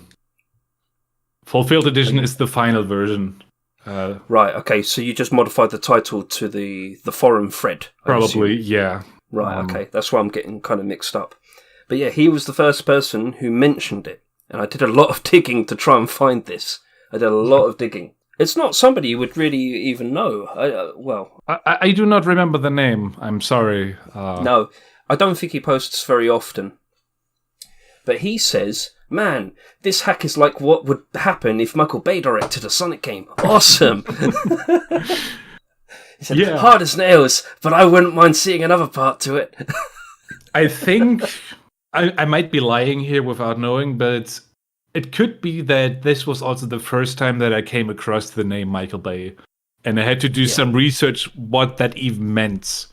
And then I didn't know who Michael Bay was either. And then you Google Michael Bay and see like, oh, so he's the guy who makes a lot of like wacky explosions in movies and did the Transformers series and whatnot. So he's the guy whose picture is in the card on this episode, by the way. You ain't seen it yet because I ain't made it yet, but by the time this recording goes out, everyone will see it. And you're gonna make a really clickbaity thumbnail with explosions and like, he did what? Question mark, exclamation point, and a red arrow dot. I'm not that good. Could I borrow Dennis?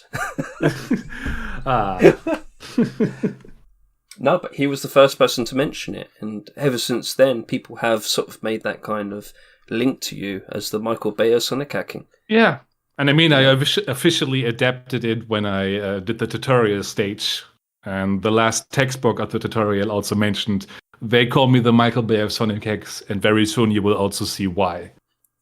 No, like a catchphrase that you adapted from somebody else.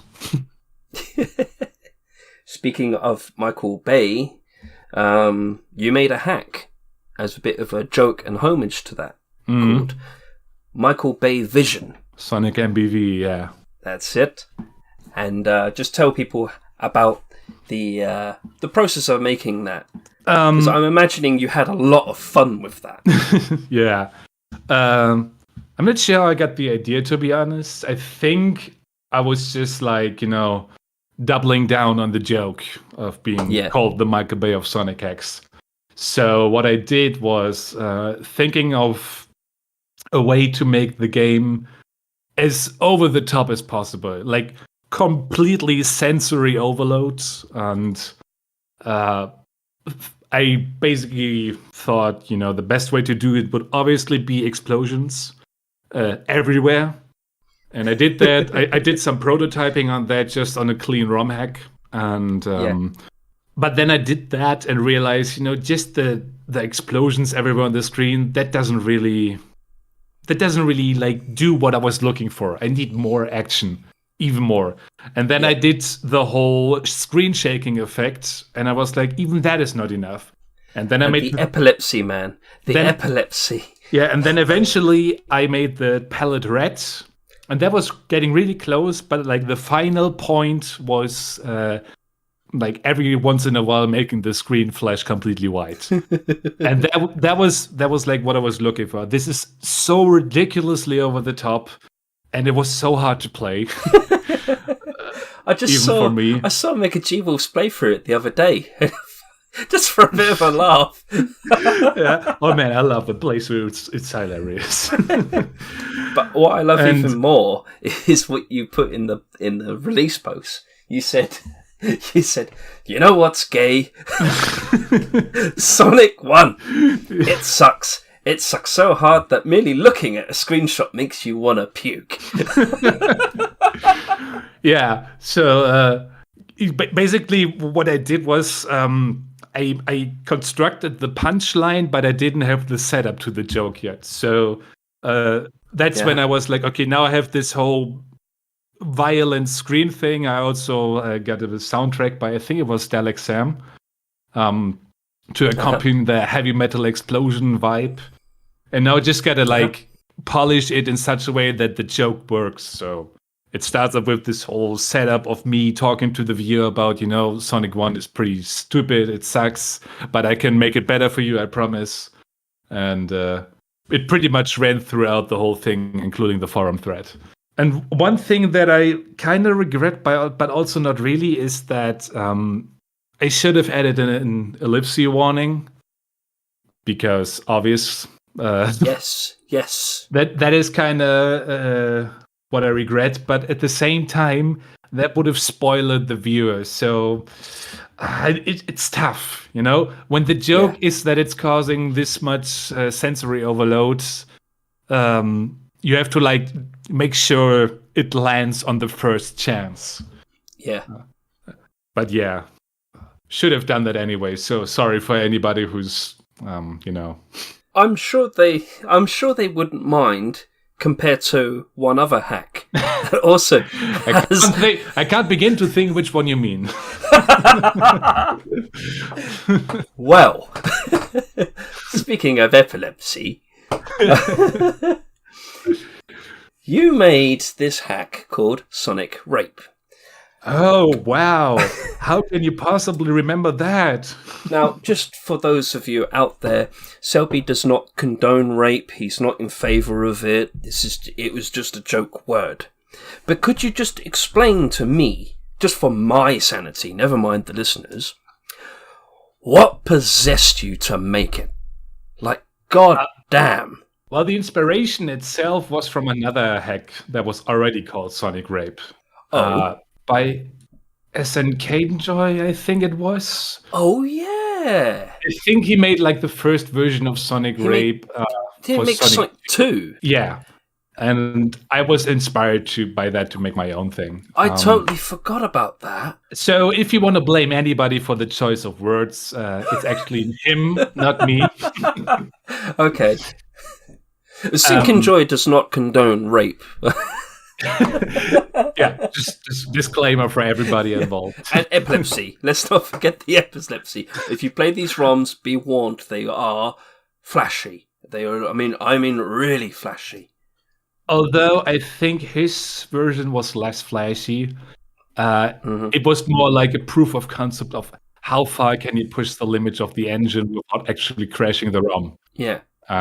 He was not really focused on the palette as much, if I remember correctly, but it's been a long time. Well, speaking of Sink Joy, I remember being in the IRC channel for their Sonic Boom project, and I remember one time Aya Jenkins asked Sink Joy, he says, would you be able to put Mr. Fuzzy in Sonic 3 and Knuckles? And he went, yes. He said, will you? He said, no, not right now, I'm busy. And we were like, who is Mr. Fuzzy? And they showed a screenshot of Sonic 2, and this was Mr. Fuzzy in Sonic 2, and Mr. Fuzzy was basically, the Sonic sprites were just using garbled mess, and it just looked all fuzzy. Wow. It's like, oh, okay, that's Mr. Fuzzy. One of the things that I learned over the years is, like, there's this TV trope called nothing is scarier. And that basically means you should never reveal the mystery. You should always like say Mr. Fuzzy, but I'm not going to show you what Mr. Fuzzy is or looks like. That is for you to figure out. And like the more you try to suppress the truth, the more people are getting engaged. And like no matter what you do, people will not live up to the expectations. So the best thing you can do is just not reveal it at all. I kind of feel like we should have done that for some of the things in our interview so far. Right.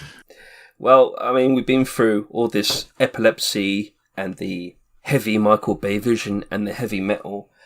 Speaking of heavy metal, we're going to have a bit of a break. And I'm going to play some heavy metal-esque sounding music by Genitari, Foxconn, and Jerry Trevino.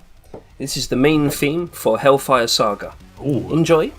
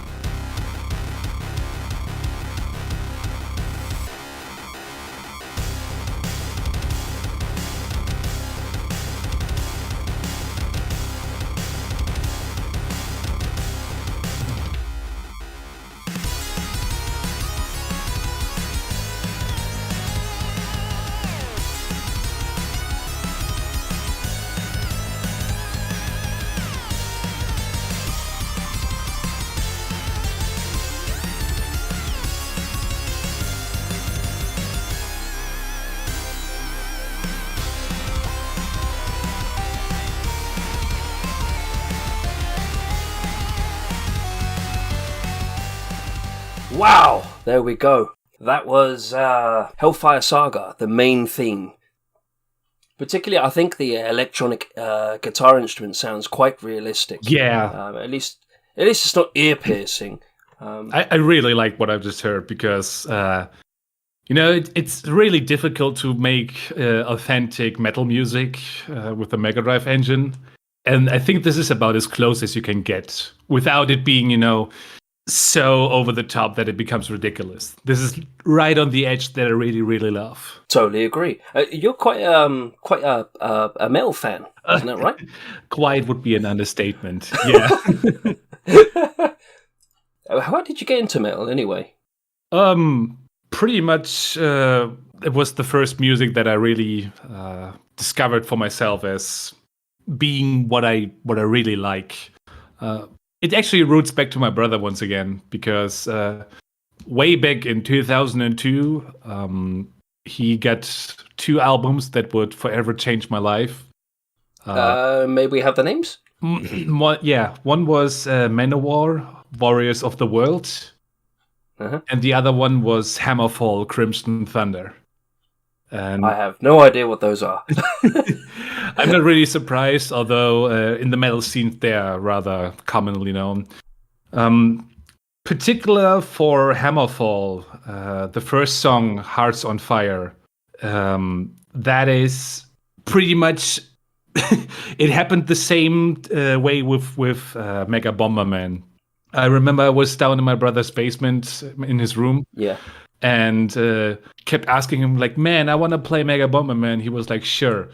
And I would constantly say, and I also want to listen to this song, Hearts on Fire by Hammerfall, which goes like,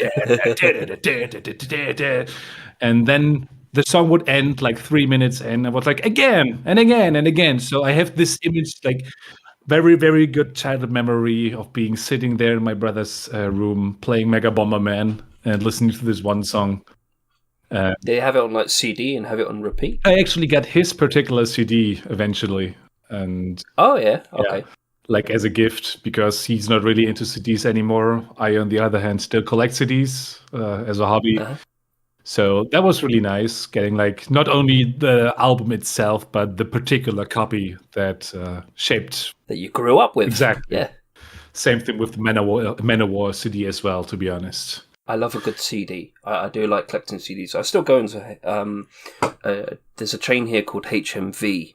It's like His Master's Voice. And they do a lot of like old records and CDs still. I would be ashamed of the day that they shut down. It's going to happen eventually, which I'm going to feel pretty bad about. Yeah, I mean, you could say that, but on the other hand, you look at the revival of the vinyl craze. Yeah, true.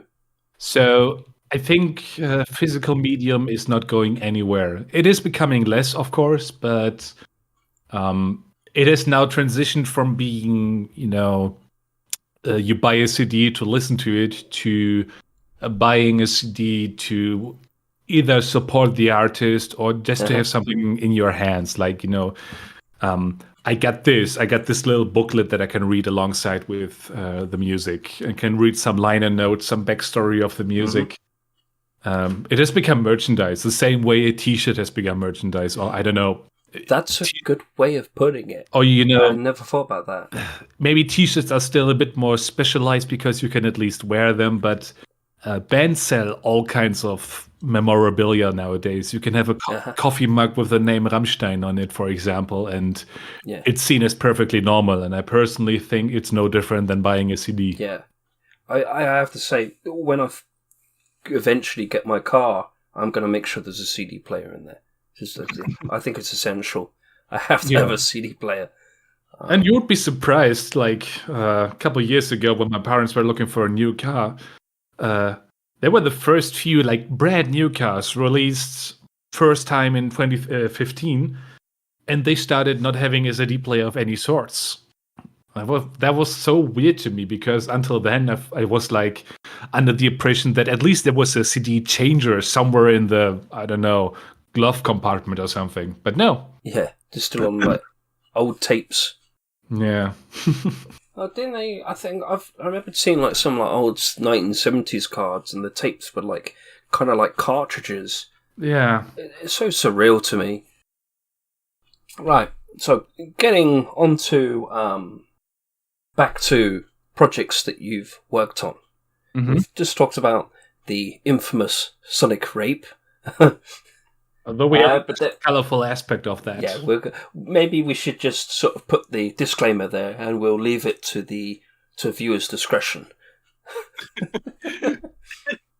Do not play the special stage. Yeah. That is all I can say. Do not play Yes. that. I remember the first time I saw Mega G Wolf play that. Oh my god! There's one small thing. That was the easiest part of the whole hack to program.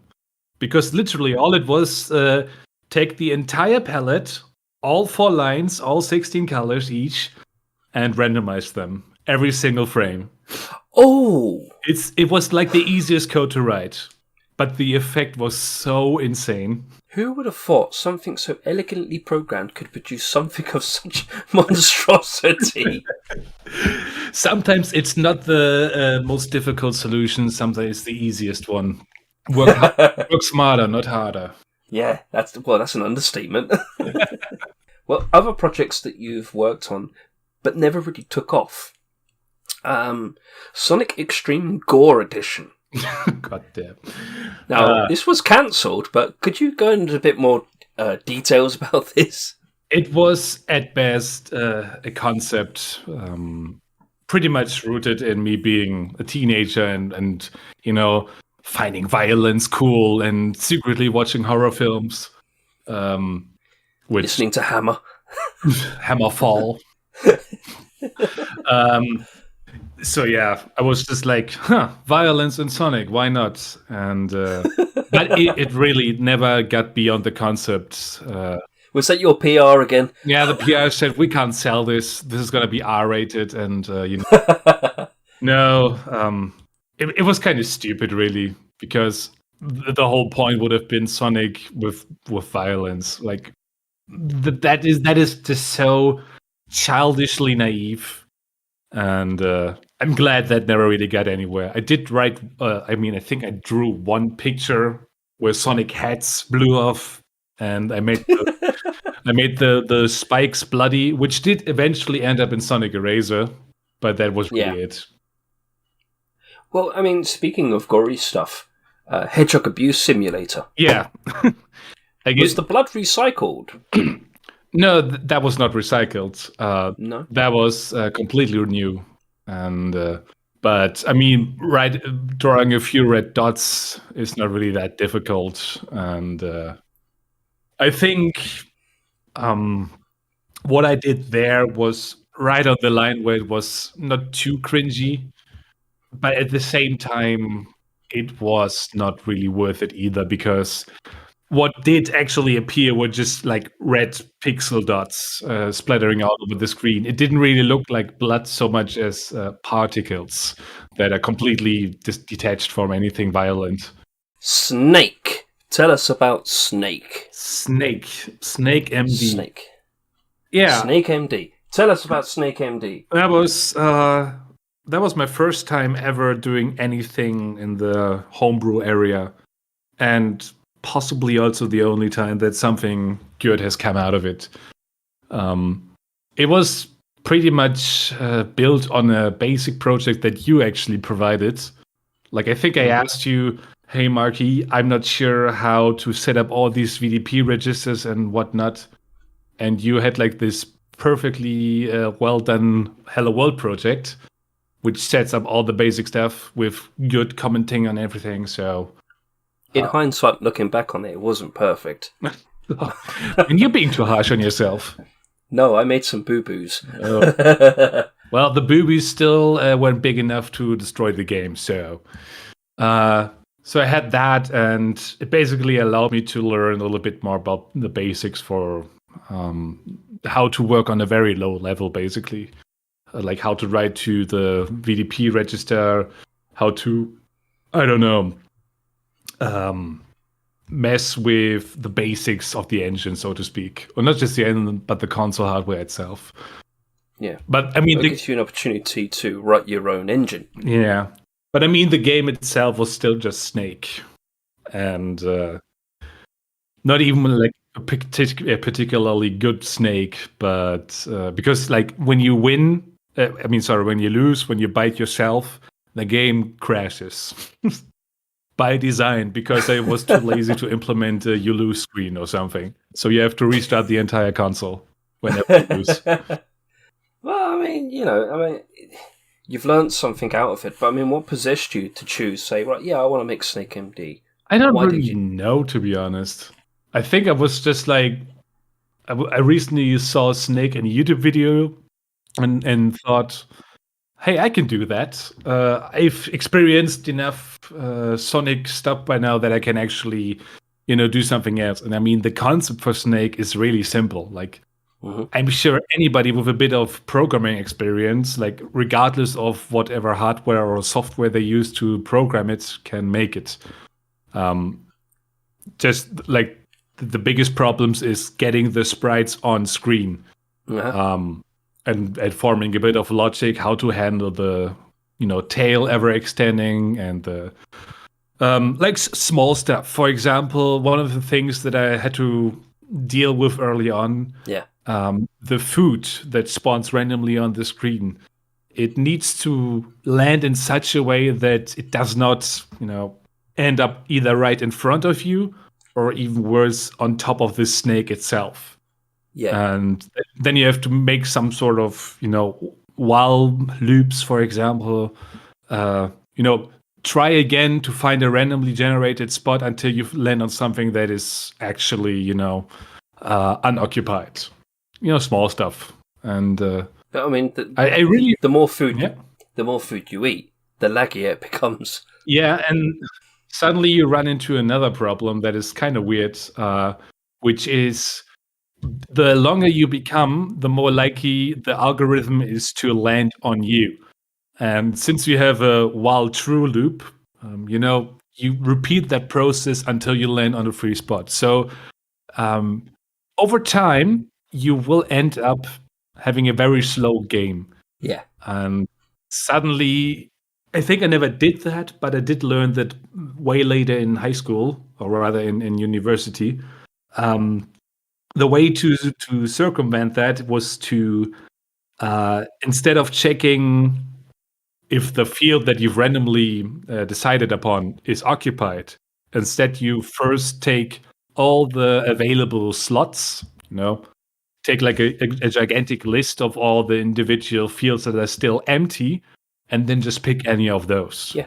It looks like the same, but under the hood, it's very different. And I think this is also the main takeaway from programming. It's a linked list. I think it's a linked list, exactly. Do not just reach for a goal and take the shortest route to get to there, but instead, program in a good way that is stable and robust. And I don't know, just don't half-arse your job. Is basically what I'm trying to say. Well, I think that's the art of optimizing. I mean, most of the optimizations are just making the CPU not do things that aren't necessary. That's basically it. And those are the unsung heroes of our community because optimization is taken for granted. But oh my god, it's so much work. It is so much work, but it is rewarding in the end. It can be rewarding. It can be in the sense that you know what you've achieved, but to the person who's playing your game, for example, they do not care that your games run smoothly at 60 frames per second. They will, however, care when it does not run smoothly. So yes. It's basically when you didn't do your job, you are an idiot, and when you did do your job, it's like you didn't do anything at all. So that is kind of you did your job. It was your job to do it. You did it. What you want? Congratulations. I mean, that's true, but like, sometimes that's a little bit disheartening, I think. But it's part of making quality work, and a good ROM hack, for example, does not shine because it's like you say, okay, it has these few small bugs and issues that are kind of like neglectable, and No, you say it's a good ROM hack because it does not ever come up with unpolished corners. Because even if you don't see any problems, you can tell, like, you don't just randomly get the best thing on the first try. There's always a lot of work behind the scenes, and especially when you work on it yourself for so long as I have, there's a lot of unseen work that you appreciate. No, I get what you mean with that. Now, are there any other projects that you've worked with? Team projects, not just your own projects exclusively? I did work on Sonic Lunacy many years ago. By Destructshocks, right? Probably, yeah. I'm sorry, it's been so long. I'm not really sure what I did. I think it was similar to what I did with ZX, just helping out with assembly stuff here and there. And what I also helped with was Sonic Van's special stage hack, I think it was. Oh yeah, he did a special stage only hack, didn't he? Yeah.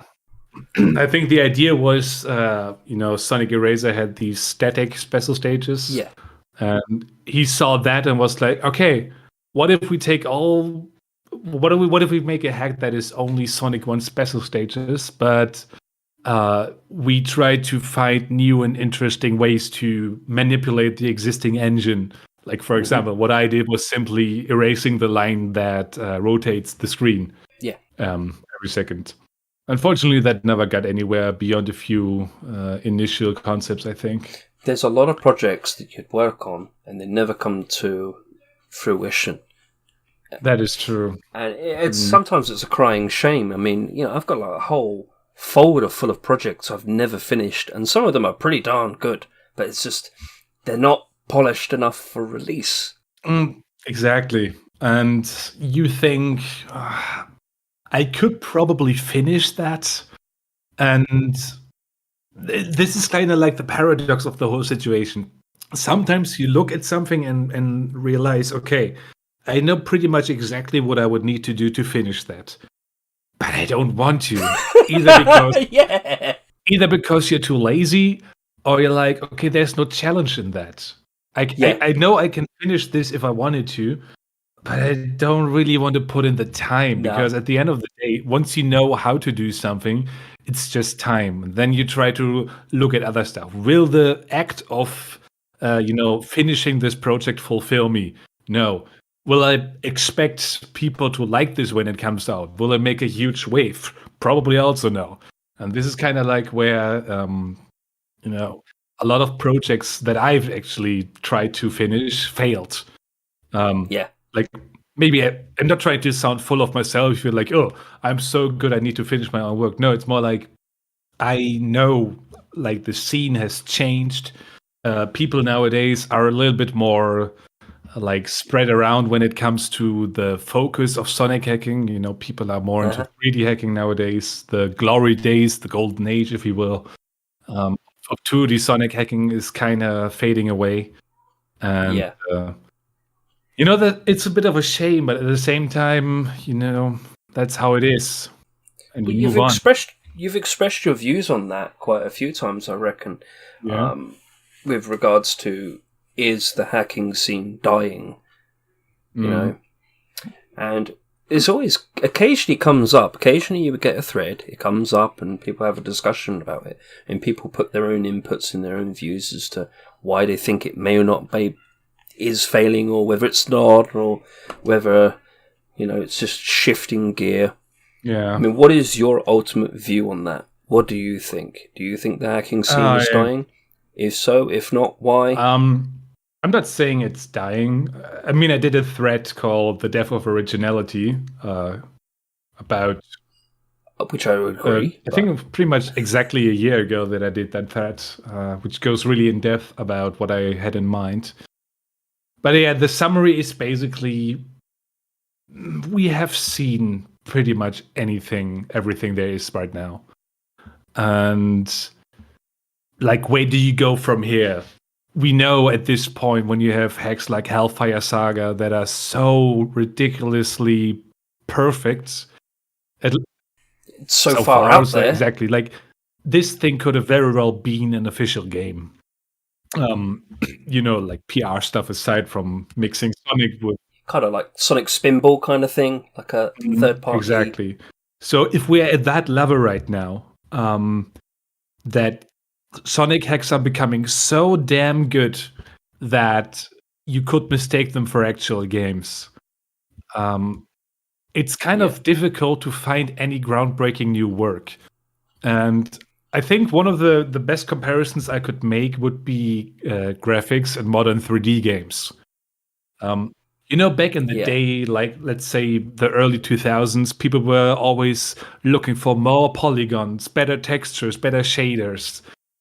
People were going crazy when they first saw a PlayStation 3 game.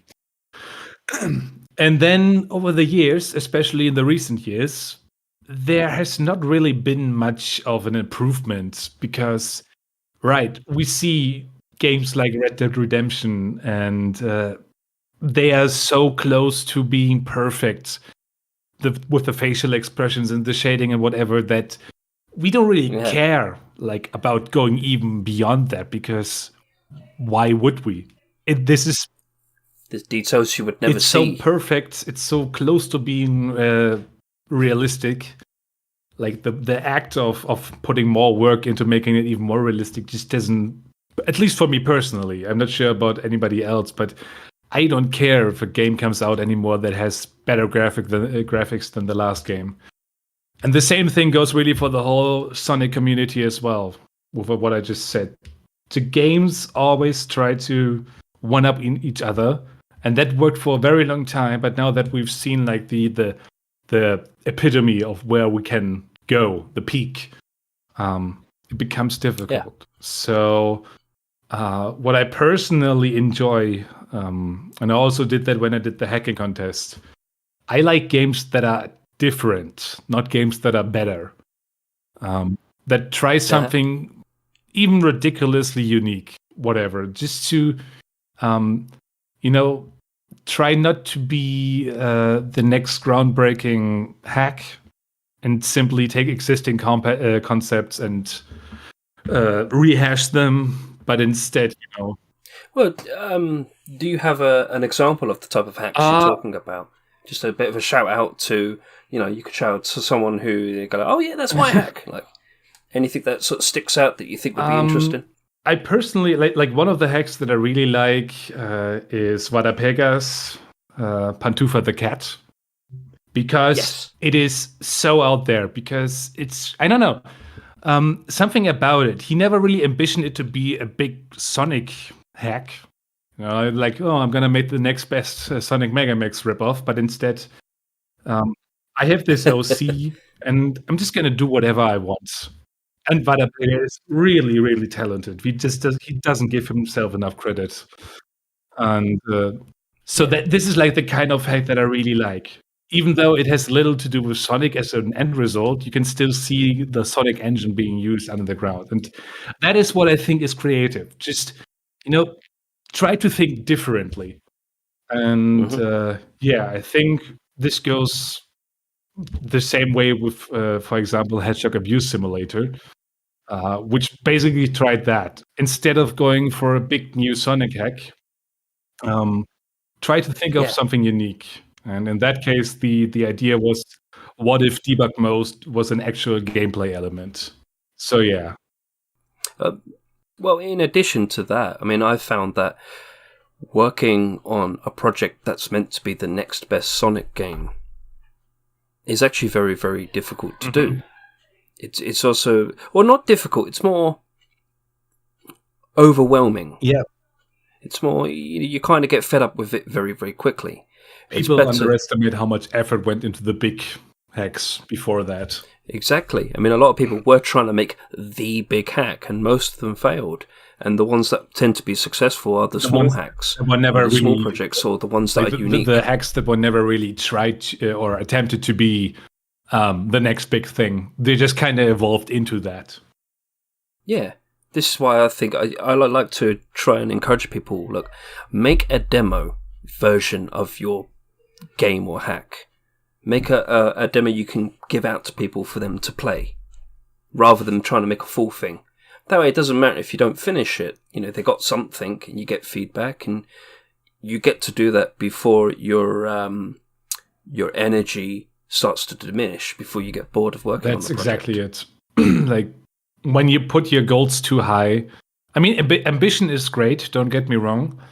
But ambition can be your downfall as well, which is kind of a shame, but it's just the way humans work. Because if you put yourself up with way too much work, you will eventually feel like, oh man, this is too much. I can't do this. This is just like, I've worked so hard for like 1 week, working 3 hours every day on this project at least, and I still only scratched the surface of what I want to try to achieve.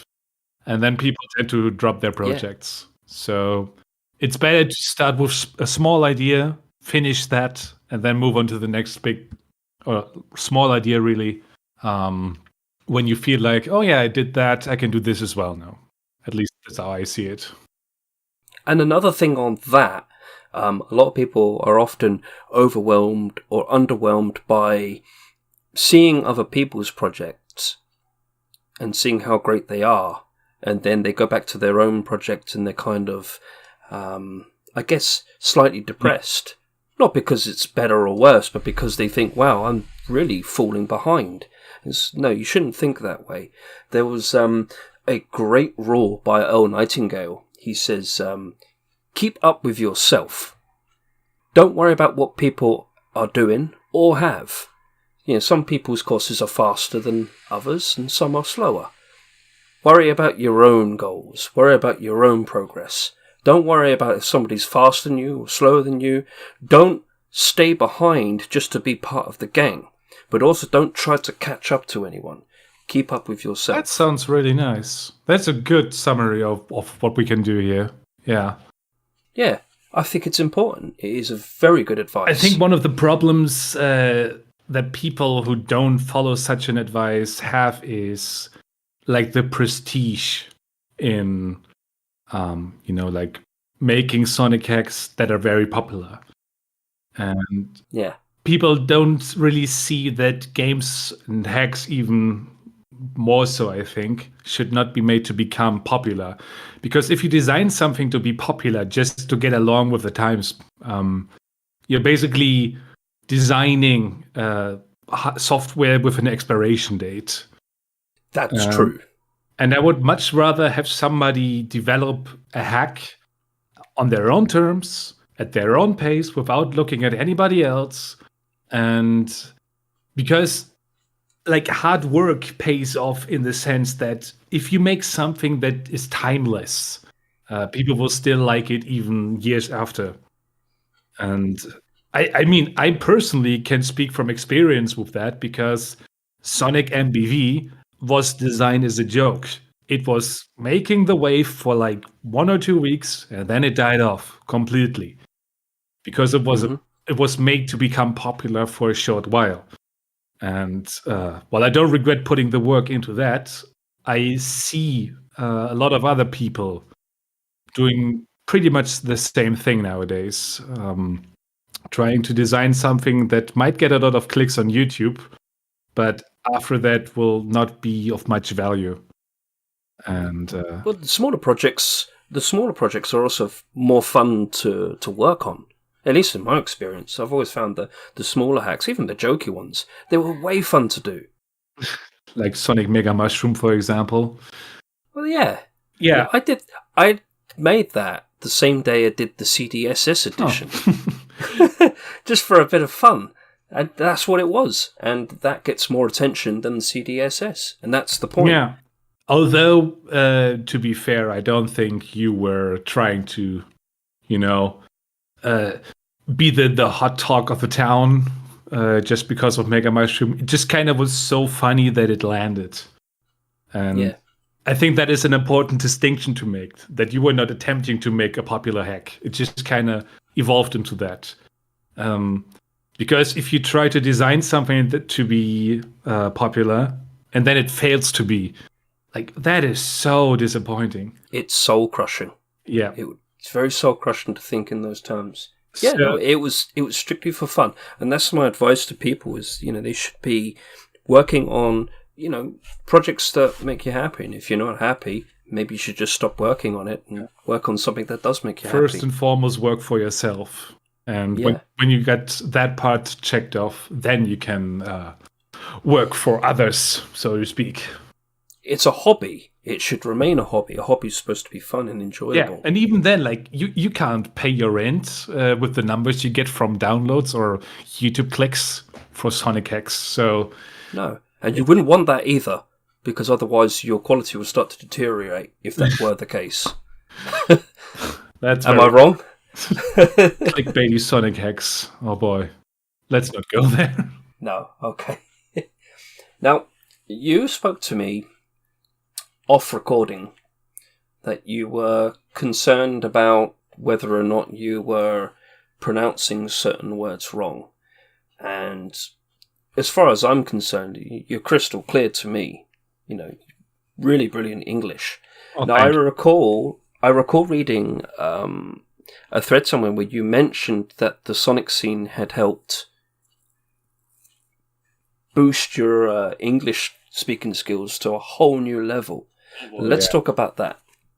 I mean, I can probably start by saying that when I first had English in school at 3rd grade, I think, I must have been 8 or 9, probably.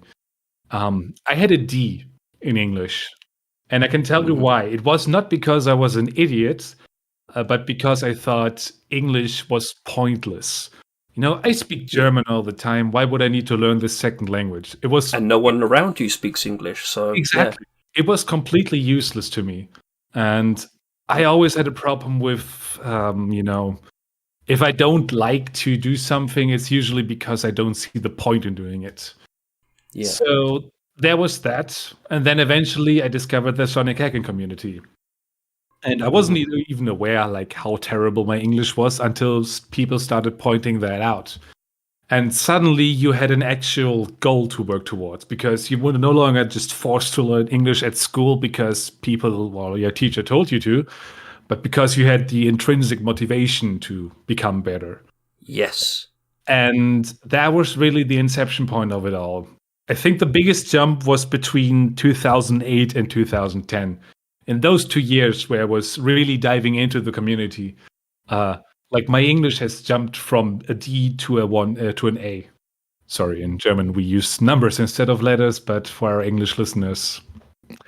So, yeah. Well, I mean, the UK's gone into the number system recently, past few years. So maybe the younger generation. Yeah, it's 1 to, I think it's 9 or 10, something like that. Well, then for the American listeners who still are outdated. I don't know. I think they still use letters, but yeah. So yeah, we basically, or me rather, I went from being the underdog to being like the class best for all the years to come. In 2 years. In 2 years, basically. And it really cemented itself into becoming more or less a problem when I was in high school, in 10th grade, sorry. And I was give you a monocle and a cup of tea? Called you the English kid, or? I remember because the teacher that I had back then said something wrong. I don't know what he did, but something was wrong. And that was probably the first time ever that I corrected somebody who's supposed to educate me. And yeah, I'm still not too sure if I should have said something. This whole grammar Nazi stuff, for example. Interesting choice of words. People don't like being corrected all the time when it comes to language, but I don't know, I just did it. So that was pretty much when it clicked in my head and I realized, okay, finally, I can probably be assured that my English is good enough to... I mean, I've been talking to you for like 2.5 hours by now, so it can't be that terrible. Yeah. If we were speaking German, we would have a serious problem. Warum, Marky? Kannst du kein Deutsch sprechen, oder was? Ja. Well, so you cannot speak German. Perfect. You technically didn't lie. I am just going to assume that what you asked me was rather crude. Just asked you if you cannot speak German. Oh, very clever. Ah. I nearly said nine. Oh. Well, and we basically have this problem, like, if you would have said yes, you would have meant you don't speak German. And if you would have said no, you would have confirmed that you don't speak German. If you want to contradict somebody, you have to say doch. It's a very specific German word, which it's weird. Like, language is weird. What does that mean? Doch basically means like you say something as a negative clause. Like, for example, you don't do sports, for example, and then you say, I do. Like, contradicting your claim by saying, no, I do. And that is doch. Well, is it kind of like when someone says, "What did you wet your diaper?" and you say yes or no? Oh crap! I don't wear a diaper. Is that kind of thing? It's getting into that direction, but not quite. This is one of these words that are incredibly difficult to translate because they are so language specific. When you eventually did your English test, was this in You high mean school? my final exam? Yeah. No, that was actually way later. Well, not much later, but in I'm not sure what comes after high school in English. We call it Abitur. I'm not entirely sure. Oh well. Anyway, yeah. So basically, just that time in grade 13, I did have my final exam, which was a written essay about, I don't even know what it was, some topic. And one of the biggest problems was we did have a lower boundary on words, but we did not have an upper boundary. Oh. And like, you got a bit carried away. Most people sitting there were like counting every single word they had just in case. Oh man, I really hope I made the minimum cut. And when I get my results back, the teacher was like, "Okay, you did a good job, but next time you can be a little bit shorter." You basically gave him a Bible to read. I think I wrote like the 10 English pages, dictionary, and everybody else was like writing 3 pages. So little bit like going over the scope, but hey, at the end of the day, they were not giving me an upper bound, so really, who's to blame? Yeah. Well, that's their fault. But you passed with flying colours. Yeah. Oh, congratulations. Thank you. Well done. Perfect score, I would say. Although, I gotta say, I'm still not 100% proud of where I am. For one, because of my accent, which has gotten better over the years, but obviously I will never be convincing anybody that I was natively born British or something. Give it a try. Hey, Marky, what would you say? Yeah, don't bother. And the other thing is just like specific vocabulary. Because English does have a ton of words that are really difficult or so rare that you don't even really use them. For example, I recently learned what the word repentance means. And because it's one of these words that have just never crossed my path. It's a word people would never use, and most English people would never know. But it's the kind of word that you would see in a science fiction novel, for example, or a video game. Or in my specific case, because of a song title. But regardless of that, stumbling across a word that you have never heard before. And so to this day, I do have Google Translate bookmarked as one of my first bookmarks in my browser. Because I tend to use translation more often than I'm willing to admit, to be honest, because, Well, other than the hacking scene, I mean, have you put English to use in your real daily life? You mean like job-wise? Yeah, I suppose job-wise. Yeah. Because you develop software, is that right? I'm sorry, I'm speaking German already. Yeah, I'm a software developer. I graduated 2 years ago as informatics, IT, software engineering. Got into a job as software developer, and this is where I am today as well. And since we have been entering the pandemic, everybody has gone into home office. And so obviously, we do everything via internet communication, video chat, voice chat. And specifically for the department that I'm working on, we do have some people working in Egypt. Okay. So yeah, I do actually speak to them quite frequently in English, obviously, because I don't speak German. Yeah. And You don't speak German? the Egyptians do not speak German, no. Okay. And you don't speak Egyptian? Arabian, I think. Arabian. I'm not sure which native language that. I think it's. No, I think you're right. You would probably know more than I do. I'm not sure, to be honest. But regardless of that, one of the problems that we do have, like, these people are really good at English. Like, I can speak to them like I'm talking to you right now. But once per week, every Monday, we have a meeting with the whole team, like the German localized team with the Egyptian team. And some of these people, especially the people that are like 40 years and older, they are not so good, so to speak. So you have a guy that speaks like this all the time and is very, very, very bad, and sometimes does not really pronounce words properly. It's so hard to listen to, and I don't know. This is kind of, I feel good because I know I could do it better, but at the same time, it's torture sometimes to listen to somebody who's really trying their hardest, their darn hardest, but doesn't really do it good enough anymore. It's your OCD kicking in again with the uppercase, lowercase letters. Exactly. Yeah. Okay, let's take a break. Project FM, Sonic 1 Definitive.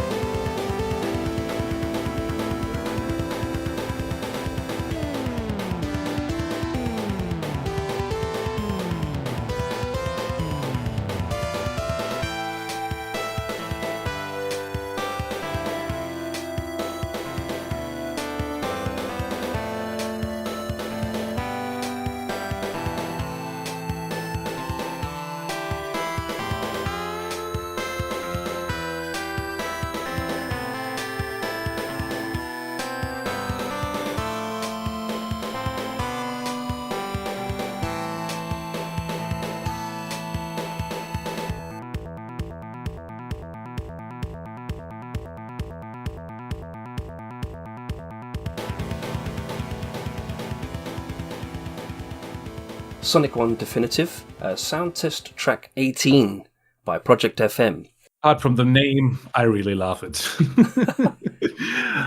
Well, we've come a long way since, the good old days where it was nothing but music ports. I mean, now... Oh boy, yeah. I do remember the days where everybody was porting music from Sonic 3, and I mean, I was guilty of that because Sonic 3 was just so ready. It's good music, don't get me wrong, but it's been so overdone. So it's really nice when people try to do something original for once. And I really like this song. Like, has a bit of a metal vibe, and the ostinato was pretty amazing, and the build up at the end.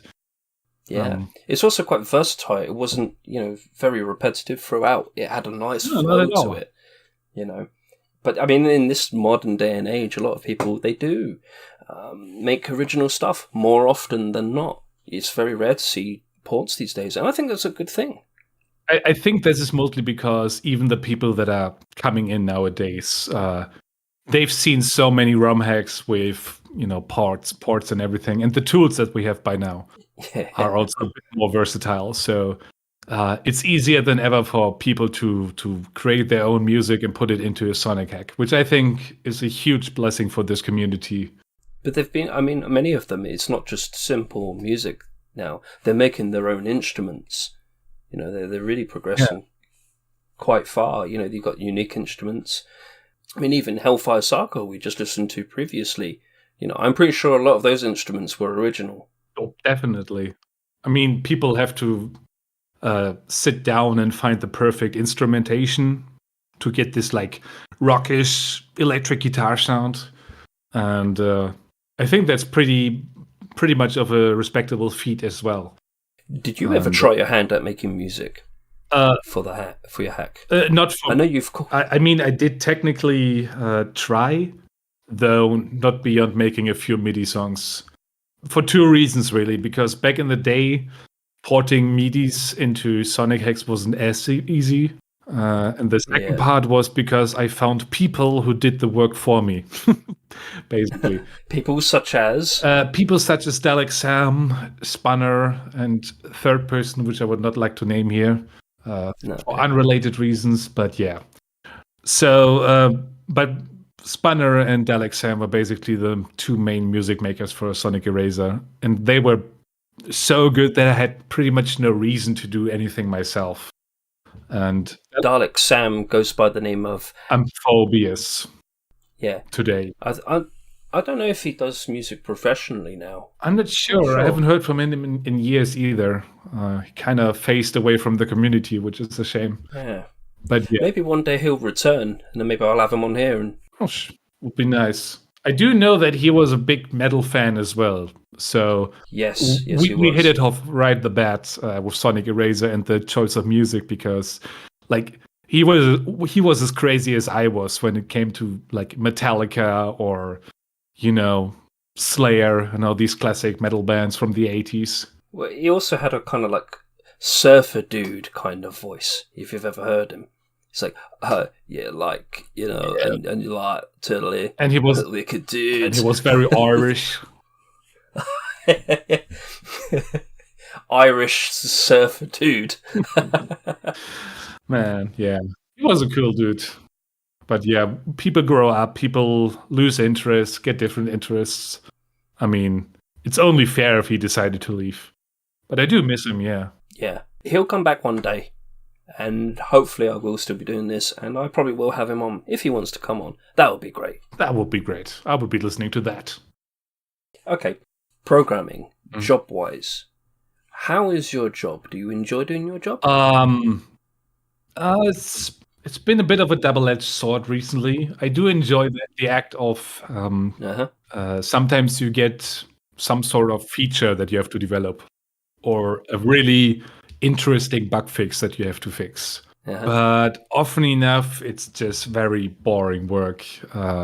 For example, nowadays people have this wonderful job description called full stack developer, which is PR talk for you do everything from data to backend to logic to front end. Yeah. And the reason for that is simply that we're cheaper.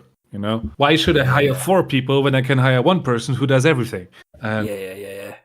So what happens is that sometimes you get really boring jobs. Like, for example, okay, when you are in the front end and you put your mouse button right over here. The color is slightly off, and the button is 3 pixels to the left, and all this stuff that is incredibly boring to fix, but it has to be done. And little niche touches. Exactly. I mean, work has to be done anyway, but it's not like the same rewarding kind of software development that you get from hobbyist projects. Because when you're developing for yourself, you always have yourself in mind, and you only do the stuff that you want to do. So if you see the button is 3 pixels to the left, you have no problem fixing that because you're doing it once again for yourself. And you are your own critique. Your own critique, your own boss. So it's probably a bit of a downer to say this, but I've kind of developed my own idiom over the years, which is if you like they say, make your hobby your job and you will never have to work a day in your life. And I think that is true, but I would extend that idiom by saying, on the way to making your hobby your job, you will lose your hobby. Yeah. And I do think that is very true for my case, because when you work 8 hours a day on software, like the last thing you want to do once you finish is working even more on software, even if it's your own. Sinosu said the exact same thing. Yeah. Well, what would be your absolute dream job if you had it? If it's not hobby-wise? I do think I want to stay as a software developer, but what I would like to eventually reach is basically the department, or what do you call it, what the product that I'm developing is about. Since I'm such a big music fan, I would like to work on something that is related to, like, that could combine my passion for music with my skills in software development. Now, hold that thought, because I remember the other day you showed me a user interface that you had programmed for an online music. Yeah. Tell us a bit about that. Yeah, so since I am such a gigantic music nerd, I listen to Spotify pretty much the whole day. In fact, I've been listening to Spotify since we started talking. Just very. Here's me singing along to some music I can't hear. Thanks. I know the music I'm currently listening to is not really meant to be sung along to. Just a 22-minute song about.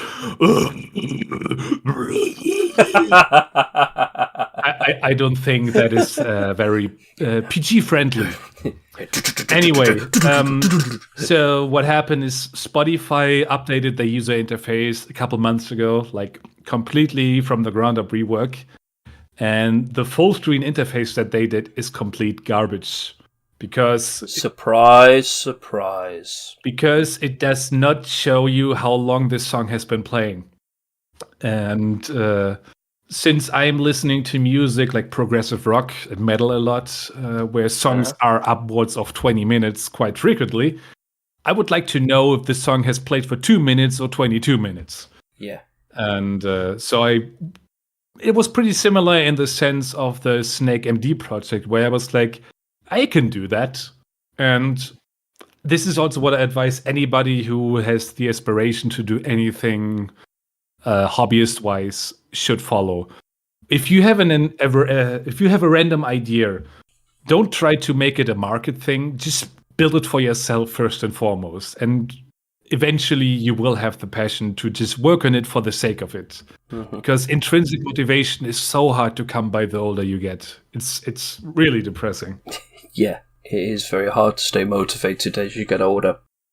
Might be a lapse of energy. I'm not entirely sure.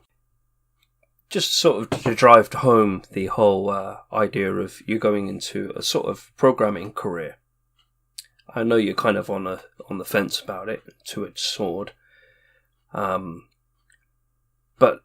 I have a feeling, a sneaky suspicion, that maybe you wouldn't be doing the programming job that you are doing today if you hadn't have joined the hacking community.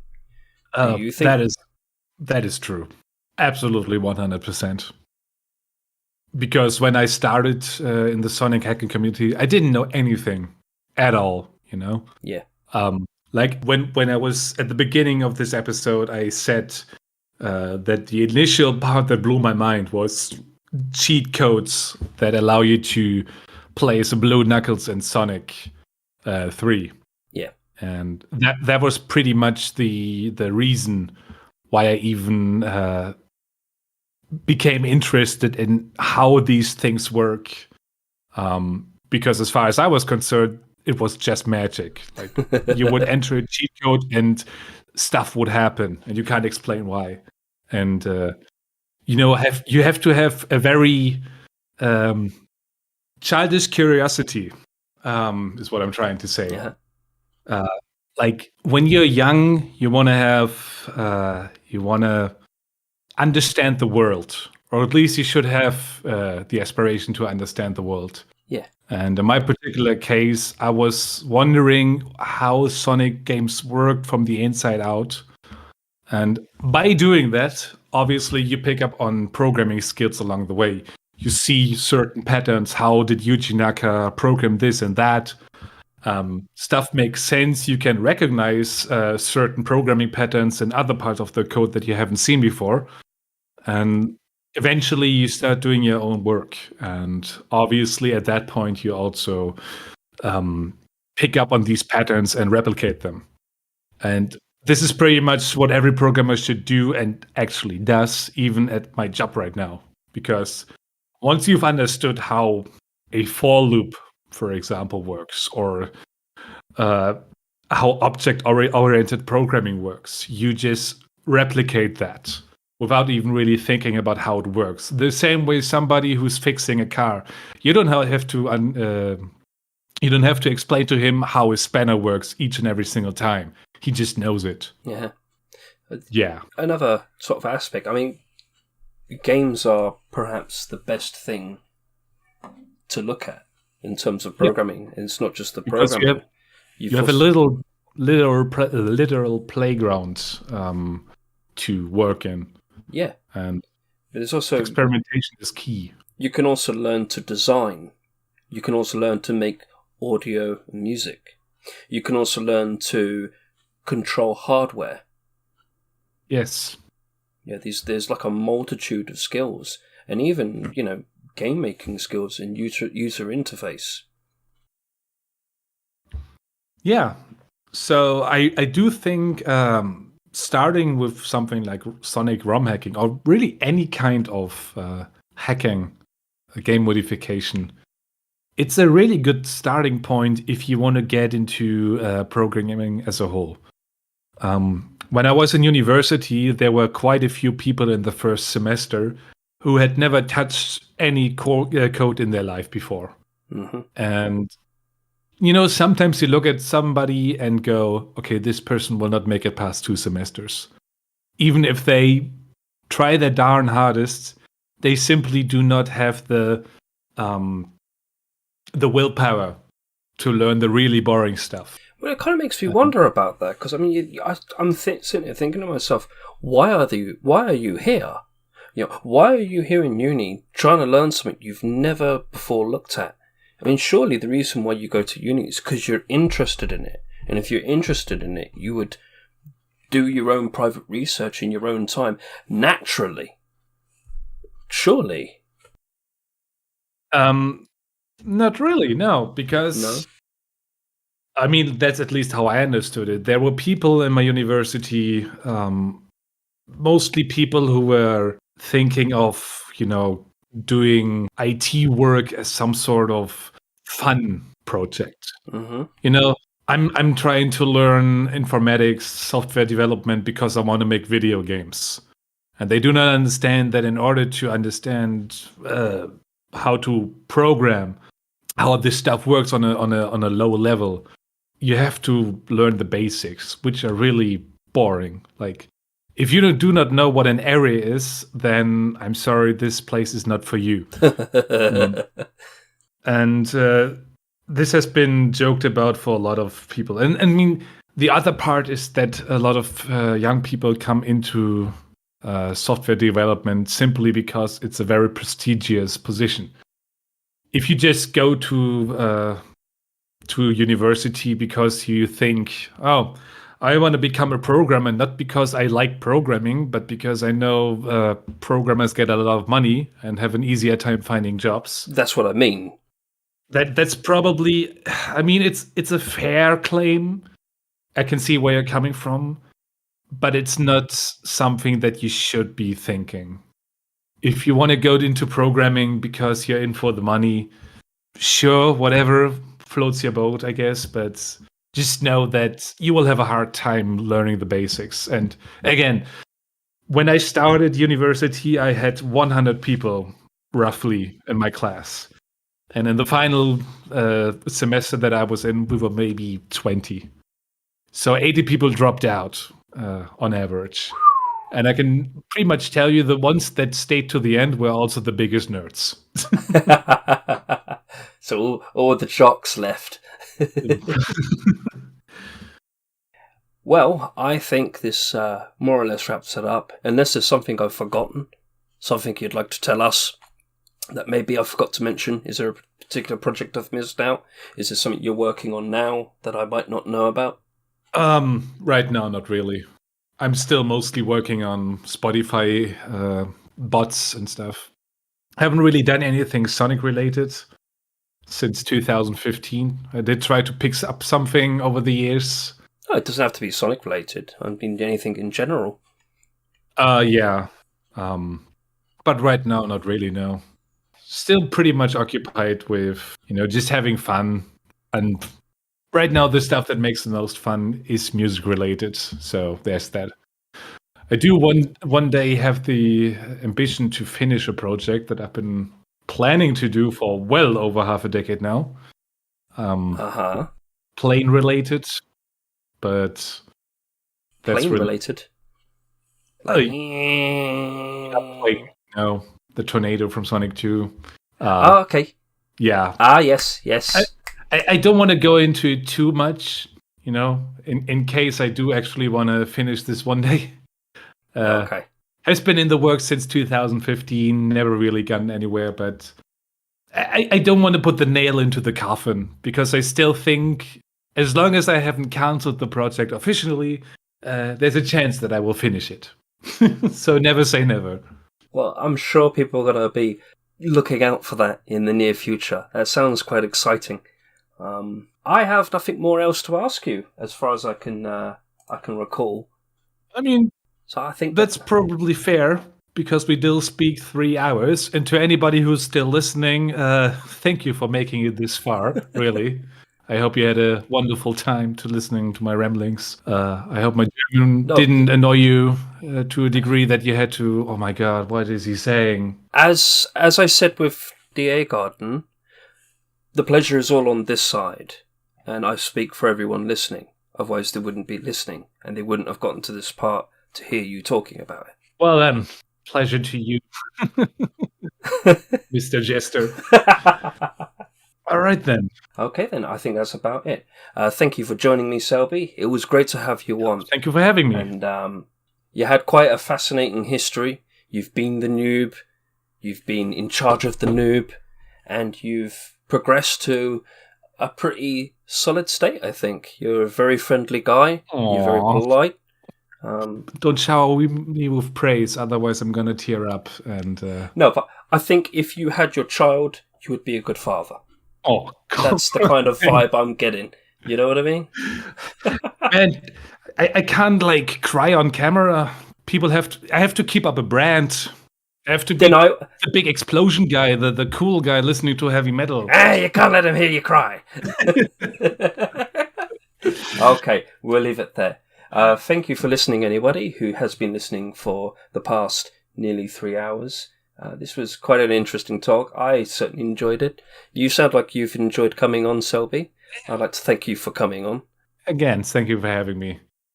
I'd like to say also a thank you to the 3 musicians who shared their tracks. Kat Curran, Genitari, Foxconn Ed, Jerry Trevino, and Project FM. Thank you for your music tracks. It's very, very appreciative to have them on, and they sounded absolutely lovely, every one of them. Keep up the good work. Yeah, I enjoyed them. You enjoyed them, right? I did, absolutely. They were really very spot on for today's episode, or at least I think so. Well, I didn't have to use a Sonic the a real Sonic the Hedgehog tune. I had to do that last episode because I just couldn't find a third person.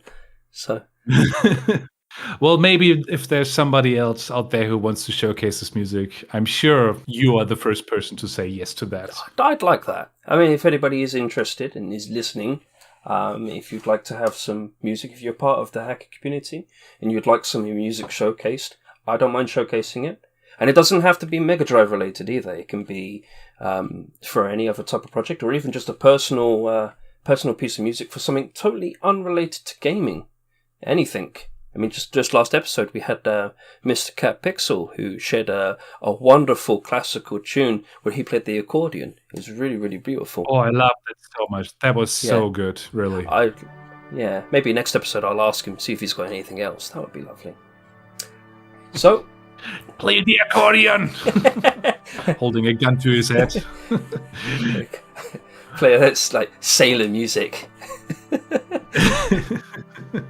Thank you very much, everyone, and I hope you have a wonderful evening. Thank you very much for having me, and thank you for listening and all that. And I'll see you around somewhere. I'm always hanging out on Discord, so if you ever want to hit me up, I'm probably online. Bye. See ya!